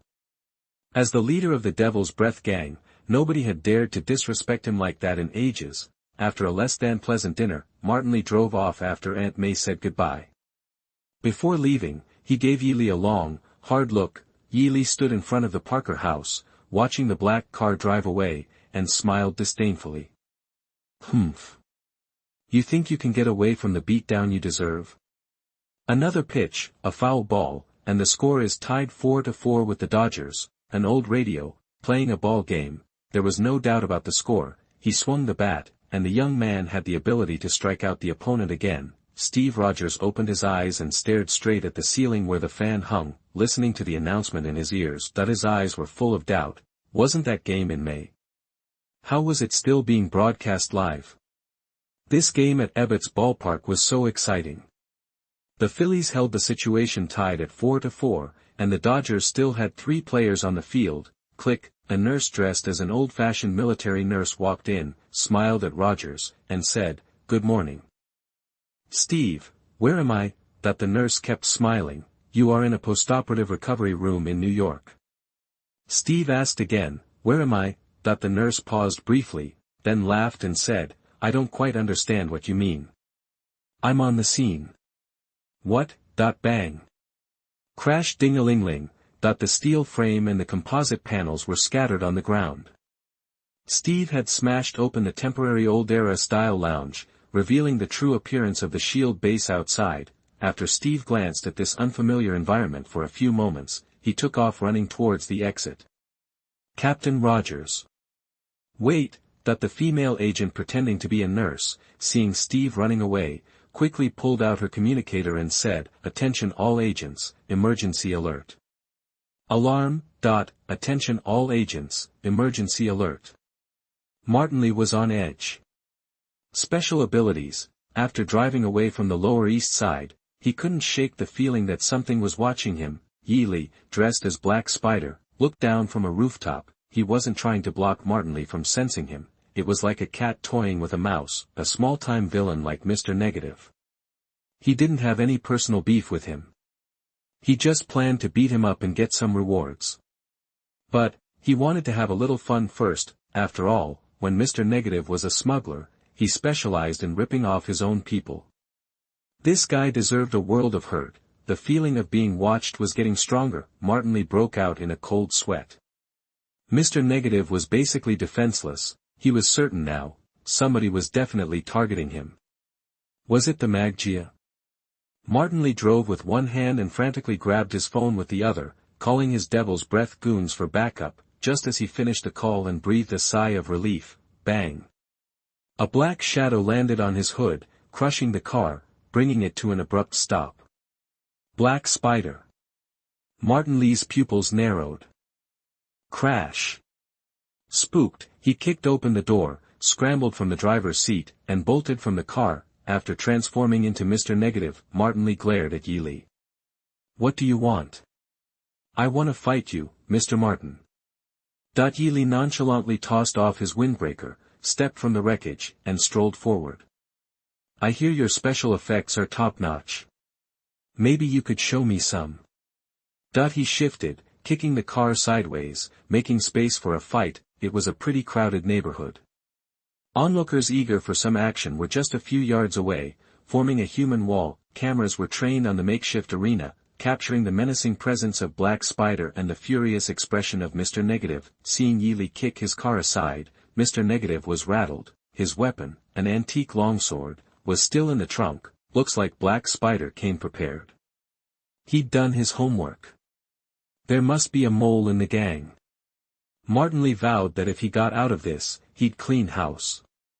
Ye Li had no idea that his casual kick was fueling Mr. Negative's spy movie fantasy. He raised his hand, the ground in front of him began to twist and crack, chunks of concrete tumbled out and started to solidify into a tall, strong humanoid figure. Then, the power of the rat talisman surged into the stone giant, bringing it to life. Shing star. A mysterious rune flashed, the stone giant's eyes lit up with a blue light. The Thor template provided some basic rune knowledge. Not super useful, but it could add some magic resistance to his creations when paired with the rat talisman's power. What's that? Magic? The onlookers gasped. He actually made a golem. Is Black Spider a freaking wizard? Spread the word. Black Spider's a martial arts magician. He does magic and martial arts. Yo.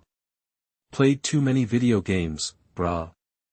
Magic and gods aren't real. I only believe in science. The science guy had barely finished speaking. Buak. Well. Mr. Negative roared like a wild animal.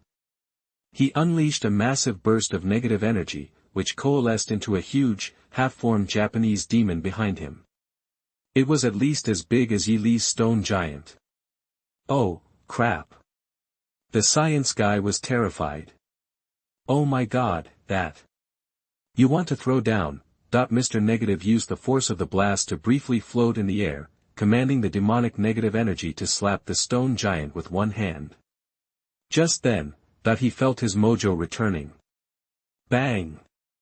Guhrulu, the negative energy crashed into the stone giant, sending chunks of concrete flying.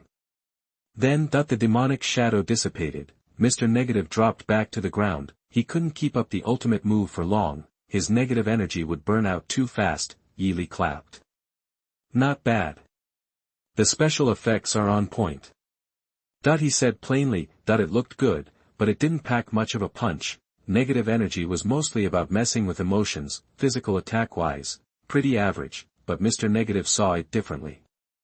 One ultimate move that dealt some damage was awesome in his book. The reason Black Spider didn't use his usual hand-to-hand combat, opting for stone giants, must be because he was worried about his ability to flip good emotions to evil, so as long as he threw out a few more ultimate moves to wear down the stone giant, and then got up close to the Black Spider, he could turn the tables. He, Mr. Negative, would break Black Spider's undefeated streak. By then, his reputation in the underworld would explode. Thump. Thump, star. Mr. Negative was hyped, the stone giant lumbered over, throwing a powerful punch. Martin pulled a fast one, using his black and white negative energy to create dummy clones, using them as cover to back off. Then came the flashy moves. Negative energy shockwaves, negative energy beams, negative energy bombs. Mr. Negative was putting on a light show with his negative energy. He even found time to unleash his demon ultimate move on the stone giant a couple of times. Who is this superhero? His moves are wicked cool. Cool, but kinda flimsy. Martin kept scraping, and more people gathered around, watching his dazzling display. 4.2. Newcomers who didn't know what was going on thought the stone giant was the bad guy and were cheering him on. Go get M. Mr. Fantastic. You can do it. Take down the stone monster, *wham**. Finally, with the crowd's encouragement and a ton of effort, Martin finally used a Devil's Breath ultimate move to knock the stone giant off its feet, sending it crashing to the ground. Ha ha. Ha ha. Mr. Negative grinned like a kid who ate the whole bag of candy. Victory will be mine. He raised his hand, pointing it at Ye Li, and fired a negative energy beam. Martin was sure that as soon as that ray touched the Black Spider, he'd be able to control him. Then who could stand against him in the underworld? Kingpin. He was a joke. Just some dude who got his butt kicked by Black Spider. You seem pretty excited. Ye Li lifted his windbreaker to block the beam. The negative energy sizzled and then stopped. Seeing that, Martin decided to stop wasting his remaining negative energy on long-range attacks. He walked right up to Ye Li, smirking arrogantly. "Hit me. You dare hit me." As long as the guy touched his body, his negative energy would invade. It always worked, and Black Spider would be no different. Hot up the tiger tattoo on Ye Li's palm flashed. Mr. Negative's ability to flip good emotions into evil was perfectly suited to be restrained by the tiger talisman, *pow*. Martin's ribs cracked a dozen times as he flew backwards, landing in front of the crowd outside the fighting ring. If Ye Li hadn't held back, that kick would have sent him straight to the morgue. Cough. How could this be? Chapter 90. You are listening at novelfull.audio. Ye Li lifted a foot, showing off his shoes and needling Martin. "Check it out, shoes." "Martin. Don't sweat it, I was just passing through." Without waiting for Martin to react, Ye Li casually flicked his hand. The gravel solidified, and the stone giant stood up again. "Martin. Can I just recruit this guy? And I've been fighting like a chump." Martin Li didn't buy that Ye Li was just a passerby. The guy was definitely trying to mess him up. So, Mr. Negative yanked a couple, a black and white guy and girl, from the crowd. His inhuman strength let him hold them, despite his injuries. "Let me go. Or I'll off them. Threatening me with them, *system reward incoming, *. Ye Li was already leaving. Seeing Martin's move, he found it kind of amusing. He lightly raised his hand and made a pistol gesture to the side of his head. Bang! And the stone giant crumbled. Phew! Just as Martin started to breathe easier, he saw Ye Li heading his way. "Don't come any closer. Don't come any closer." Mr. Negative was so spooked he yelled, and, in his panic, he squeezed, snap. The black and white couple was gone, the first sacrifice to the gods. Martin Li was trying to show Ye Li that he wasn't afraid to get his hands dirty. But, Ye Li just kept walking. I'm gonna need backup even if I die, Martin Li thought, and choked another person to death. Let her go. Suddenly, wham! A trash can lid spun through the air and clocked Martin in the head, sending him sprawling. The crowd, curious, shifted back to look. A big, blonde guy, moving faster than average, charged forward. Meanwhile, out in space on a dim asteroid. The cosmic cube has awakened. It's in a small space, in the human world, and the humans are trying to control it and use it. Too bad only our allies know how to master the cube's secrets. A staff inlaid with the soul stone was handed to Loki. Let our allies be the vanguard. We Chitauri will follow. This planet can be his. But the whole universe will be ours. What can humans do? They can just wait to die. After booking it out of the SHIELD base, Steve was disoriented by the unfamiliar streets of the new era. Then he happened to see Mr. Negative icing someone in the street. Without thinking twice, he grabbed a trash can lid and threw it. Ugh! Martin rubbed his head and staggered to his feet. Seeing Steve coming at him at warp speed, he wasn't surprised, but ecstatic. He went to meet him head-on. As soon as Steve closed in, he used his fighting skills to easily take down the injured Martin. At that exact moment, under the physical contact, Mr. Negative's negative energy zapped into Captain America's body, igniting his negative emotions. Ha ha ha. Ye Li was surprised to see Captain America suddenly show up. This is getting better and better. Ugh. Steve shoved Martin away, clutching his head and writhing. The clarity in his eyes faded. He'd just been bamboozled by SHIELD, and the shock had left him unstable. This negative emotion was now amplified by Martin several times over. In a way, Mr. Negative's ability to amplify emotions was harder to shrug off than Purple Man's mind control. One supercharges your own feelings, the other is an outside force trying to seize control. With the first, it's harder for your willpower to find the right way to fight back quickly.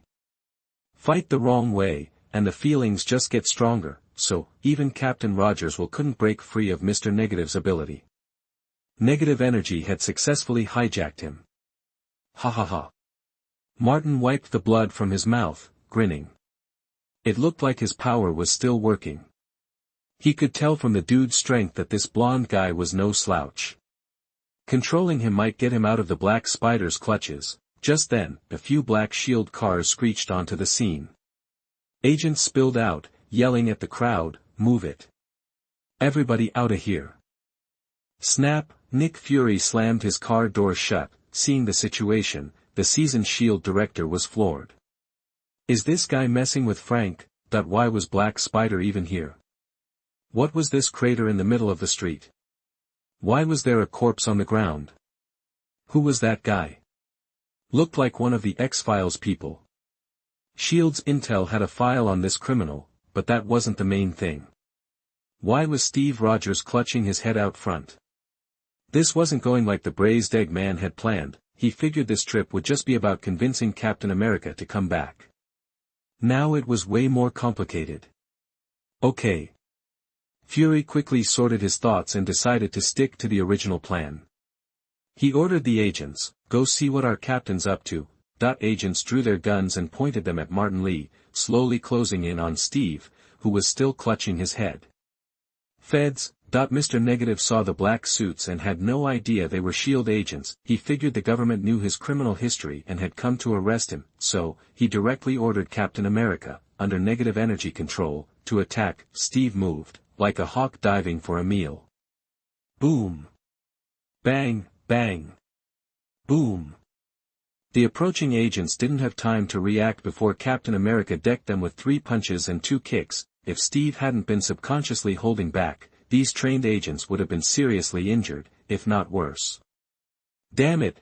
Nick Fury knew right then that Captain America was under Mr. Negative's control. Rogers had just woken up and run from S.H.I.E.L.D., and this had to happen. Could he be any unluckier? His agents had also pulled the surveillance video and the information on Martin Li from the database, so Fury quickly pieced together what had happened. Fury silently shot a look at Black Spider. *, did you start this? *, why do you look like you're watching a show? *, got no conscience. *. Black Spider, you caused this mess. Nick Fury gathered his courage and asked Ye Li, who was still spectating. You're going to have to fix it. He didn't want to mess with this bad dude, but he was out of options. Black Widow Natasha was off on a mission. Hawkeye Barton was monitoring the Cosmic Cube research base. Mockingbird Barbara was undercover in the Ghost Spider Club, practically the VP. Captain America Steve had just woken up and gone rogue on the spot. Nobody else around to do it. Ye Li raised his hand after hearing Fury's request. The surrounding agents jumped, thinking he was gonna get smacked down by the director and started raising their guns to aim at him, but he just waved goodbye, then vanished in a flash. Nick Fury. Just came to watch, then left. That's messed up. Being left in this chaos. Fury frowned. It was getting hard to keep up. Boom! Boom! Bang, bang, bang! Meanwhile, the S.H.I.E.L.D. agents coming forward to grab Captain America and Mr. Negative were getting pummeled by Steve and were sprawled on the ground. Nick Fury's eyes turned icy and he laid out a plan. A few of you, shoot and pin down Captain Rogers. Everybody else, grab Martin. The agents got the go-ahead and quickly drew their guns, shooting at Steve. Bang! Bang! Forced by the bullets, Steve got out of the way of Martin Li behind him to avoid getting hit. That's where Mr. Negative's ability hit a snag. He wanted Steve to take the bullet for him, but the negative energy was almost tapped out. Steve was barely under control and couldn't follow the order to take a bullet. The S.H.I.E.L.D. agent seized the chance and surrounded them. Martin Li quickly grabbed his wounded body and used his above-average strength to dodge. But, under the rain of bullets, he still took 2 bullets to the arm, spattering black and white blood. Seeing that Mr. Negative was about to be captured, Nick Fury was ready to crack a smile of victory. Woo! Woo! Woo! More cars pulled up, parking opposite the S.H.I.E.L.D. vehicles. From these janky cars, gang members in demon masks piled out, guns blazing, squaring off with the S.H.I.E.L.D. agents. The Devil Gang was here. As gang members, their execution abilities weren't as sharp as the pros from S.H.I.E.L.D., so they were a bit late. Alright. Mr. Negative was dragged to the car by a goon. He could finally breathe again, and he ordered his subordinates. These are probably government types. Don't fight them. Just scare them and let's get out of here. But, Martin Li wanted to let it lie. Nick Fury wasn't gonna let him go. How could S.H.I.E.L.'s trained agents be afraid of these thugs? The Kingpin was so scared by S.H.I.E.L.D., he turned himself in. Nick Fury, catch them all, the firefight erupted. Bang! Bang! Bang! Bang! Bang! Gunfire rattled for a minute. Fury figured S.H.I.E.L.'s combat skills would win the day quickly, but these Devil Gang members pulled out weapons infused with negative energy, juicing up their combat power and letting them trade blows with the agents. It was a stalemate, and on top of that, Rogers was still somewhat controlled. The agents were getting pushed back. Nick Fury was feeling salty. He felt like a tiger getting punked by a dog. Meanwhile, Ye Li hadn't left. Instead, he was perched on a street lamp nearby, watching the show and checking the system rewards. You defeated Gwen Stacy's mortal enemy. As her partner, choose one of the following rewards. 1. Monetary reward, $1 million. 2. Random rewards, understand the use of biological stance. 3. Servant reward, transform Martin Li and get an absolutely loyal subordinate.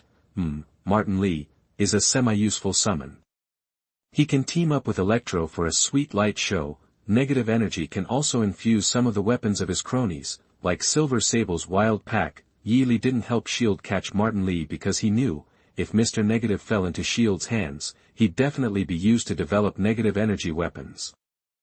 He wasn't about to cook up that free snack for them. But, compared to the random rewards of option 2, the infused Martin Li seems pointless. Biological stance, kinda like Superman, said to be the force field of the being itself, but it's closer to the power of idealism. It can dive into the quantum realm, ignore friction, spread force evenly, and tank most damage, or reverse the force and focus it to one point. Fine-tune the atomic structure, compress energy, adjust the direction of force, etc. Anyway, it's versatile, like that. I'm always down for more power, but this thing is like the golden light spell. The stronger Ye Li gets, the stronger this ability gets. The effect still needs to be mapped out. Ye Li chose biological stance, without hesitation, then summed it up. Right now, this ability works great with the golden light spell. They can juice each other up. Boom! Over there, Nick Fury even drew his gun and joined the fight, but he still couldn't beat Steve. At his wit's end, he threatened the Devil Gang. You want to be enemies with S.H.I.E.L.D., that the Devil Gang had never heard of S.H.I.E.L.D. Plus, compared to his mortal enemy Hammerhead, Martin Li ruled lighter, so the gang members still stood by him and didn't sweat Nick Fury's threat. But, Mr. Negative had heard of S.H.I.E.L.D. He panicked, spending the last of the negative energy in Steve's body. He gave the order to attack Nick Fury, to hold back the S.H.I.E.L.D. agents. Then, he told his driver, drive. Get out of here. The driver freaked and fumbled, then got the car moving. Woo. The car crashed through the S.H.I.E.L.D. blockade, heading toward the suburbs. Time to bail. Martin Li was planning to keep a low profile for a while. He couldn't afford to cross S.H.I.E.L.D. Facing Steve, running towards him, Fury pulled out a special pistol and hesitated whether to shoot. Clang! The gold-red armor suddenly dropped in front of him and blocked Captain America's punch. Well, what do we have here? A new supervillain? Click. Tony's steel helmet swiveled toward Nick Fury. He waved. I wanted to invite you to check out some paintings, Director Fury, but looks like your head almost got mashed, so that'll have to wait. Thanks for the thought, Tony, Fury reminded him, friendly-like. But Captain Rogers can be a handful, so watch yourself. Captain Rogers. Ring a bell. While Tony was racking his brain, Steve suddenly hugged him and threw him backwards. Wham. Holy crap. You jerk. The palm repulsors lit up, and the fierce blast blew Steve away. The steel suit sprayed energy and hovered. Tony aimed his palm at Steve, now sprawled in the wreckage. He was about to shoot again. You know what I can do, Rogers. Wait. That name sounds. Why does he look like that American soldier from last century? Tony, hold your fire. Ye Li quickly stopped him. He's Captain America, Steve Rogers. Huh. Tony Stark was dumbfounded, but he still killed the light on his palm. Fury, this joke's not funny,